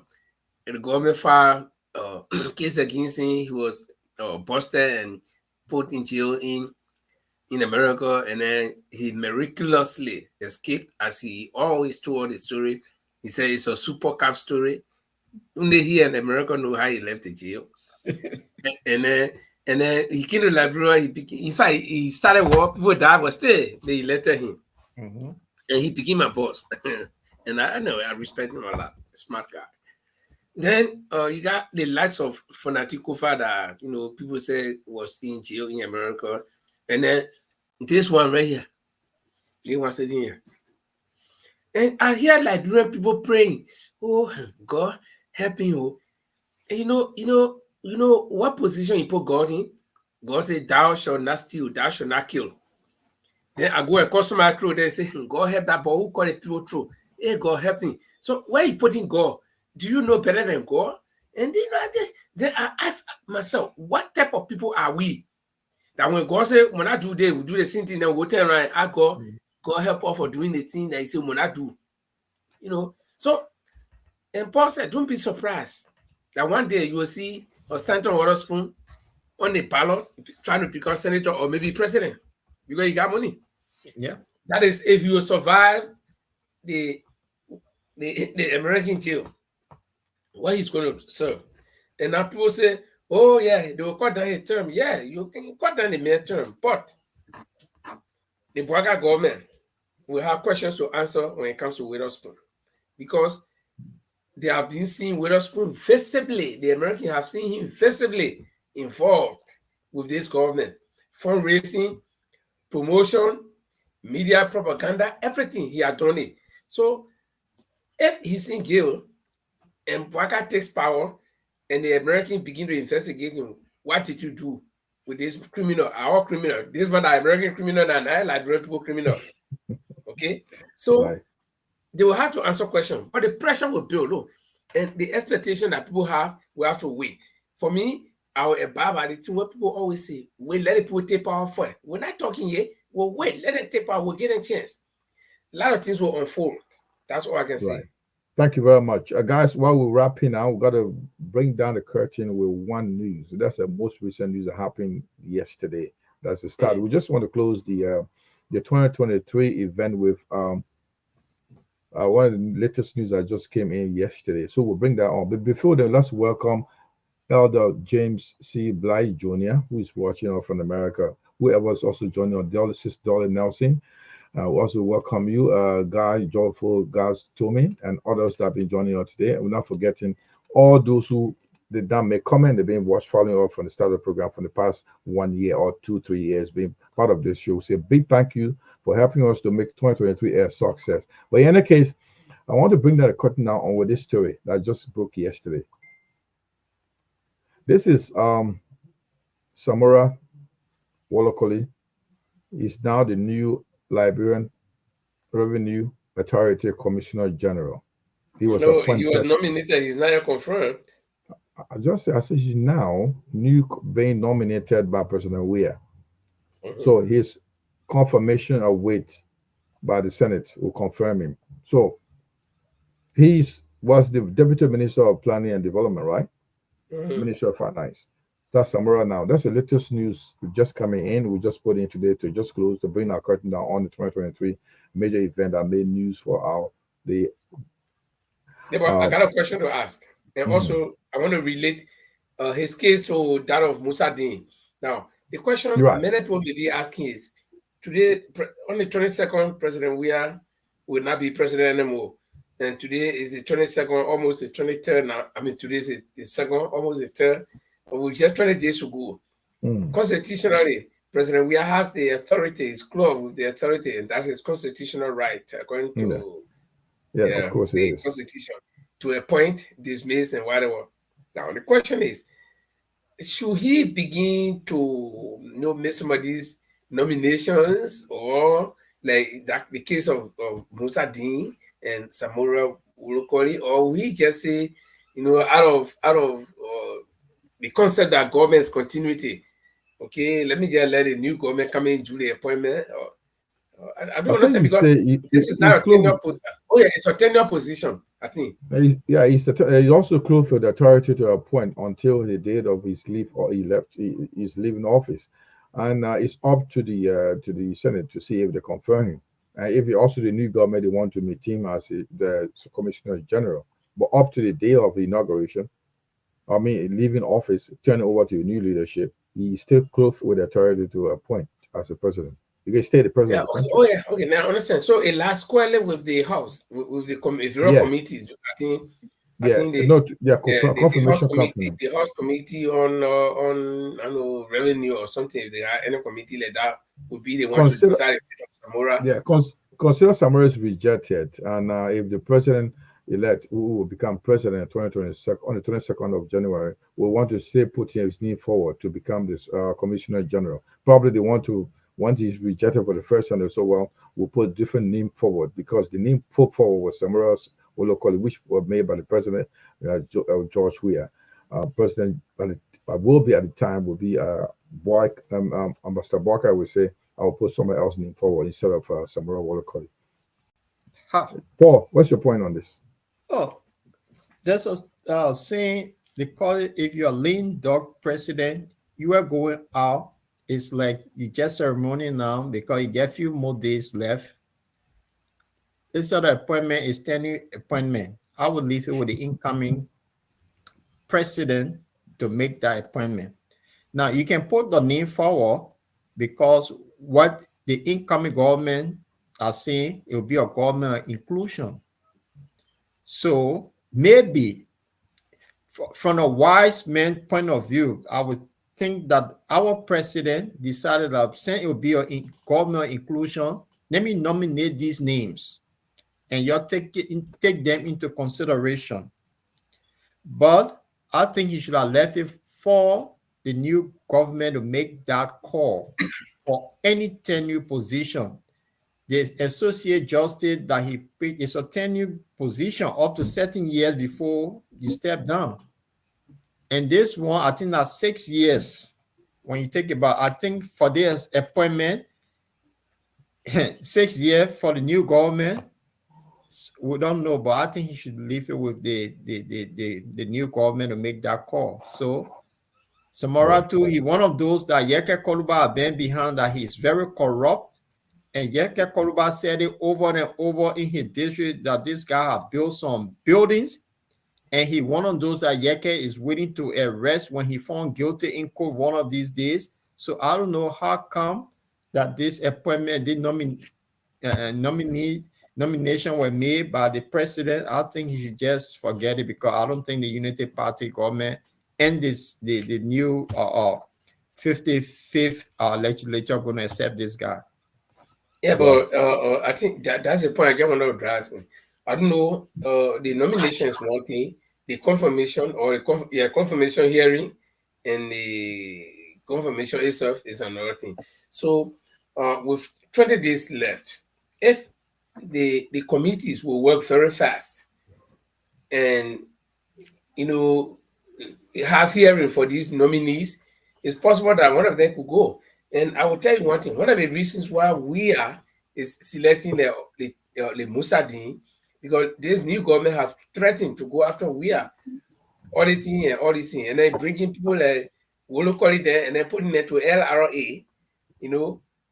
That's another area where they will close a lot of holes and in case of audit, things will be tight. So we are experiencing a very good, serious chess game right here. And we hope that he may get succeed. Yeah, because you add to what you're saying, Linford, because if you also look at in the House, CDC carried a majority. Definitely, they will push for a quick confirmation to bring in Musa Dean as one of the associate justices, and also for his nomination, it depends the number of CDC in the House. That also will carry weight, and that's where you're talking about. The confirmation may go through, Paul, because of the number of people in the House. CDC carried the majority in the House in terms of confirmation. They could also work around it and put him there, despite his record as so believed to be allegedly involved in corrupt acts. And on that note, guys, Linford and Paul, I want you to take us through to the end of the show. I know we spent over 2 hours. So Jamal, so yes. the 54 legislature, they are still in office until the 15th. Right, okay. So but that means, but stay you say that Chile stay in dominance. So that means if they're going to add now, they got this week and next week. Yeah, they can call for a section. They can call for a section before the end of their tenure and have these people confirmed before the 55th state Senate legislature come in. Yeah. So they are in majority. CDC majority had a right to confirm Dosto Wolokoli and Musta Dean as associate justice, and Samora Wolokoli as the LR Commissioner General, because they are staying majority. CDC stay majority in the House. So that's another opportunity they're doing. On that note, guys, I would like one of you to take us through to the end of the show and to end to 2023. Major events that made news. We just gone through. I've taken 2 hours, 36 minutes, or 39 minutes on the show to wrap up for 2023. Today is the 2nd of January 2024. My name is Jamal Mohammed, and I'm sitting on my colleague Paul, the Lord Chidople. my big man. So that's Linfo, Echo, and Goy in Norway. Linfo, Paul, you take us through to the end of the show, guys. Well, first of all, I would love to say Happy New Year to everyone, to our followers. It's good that we're back again and we're able to see 2024. Looking forward to a very beautiful 2024, as I said. And I'm looking forward to the new government in Liberia, that things could be better for everyone. And also, I'm looking at bottom line, the way forward. We need to be progressive enough for 2024 that we are now been operating, 3 years now? Yes. So to our followers, we'll say thanks for being with us and look forward to more. We also on the radio, online radio. We're on Twitter. We're also on YouTube. You can locate us everywhere. And yes, happy New Year. And we're looking forward to our conversation for the coming months. And we'll have our telephone line that we'll ask people to call in as well to have a conversation. For those of you following us for the first time, kindly click on the like button, and then whenever we come on, you'll be notified. Happy New Year to all of you. Info. I will close by saying Happy New Year to all of you, and we welcome 2024, and we hope to work together. And our faithful followers, without you, we will not be here, and without us, we will not be here. So you see, it's a 50-50 game, right? So you play yours, we play ours. And we just want to thank you because, this is so much we can do for our country. We are not like the likes of people who have money to go and waste on people, but we can give you the information you need, and we can discuss the issues to put all of us on track. And our new government, we hope that things will be okay. On the 22nd of January, we'll be taking over, and we'll be in a new Liberia. I want to thank you. We want to make sure that our country works well for all of us. Thank you, and have a good night. This is the Bottom Line Liberia. Join us on Facebook, YouTube, and online radio. This is the Bottom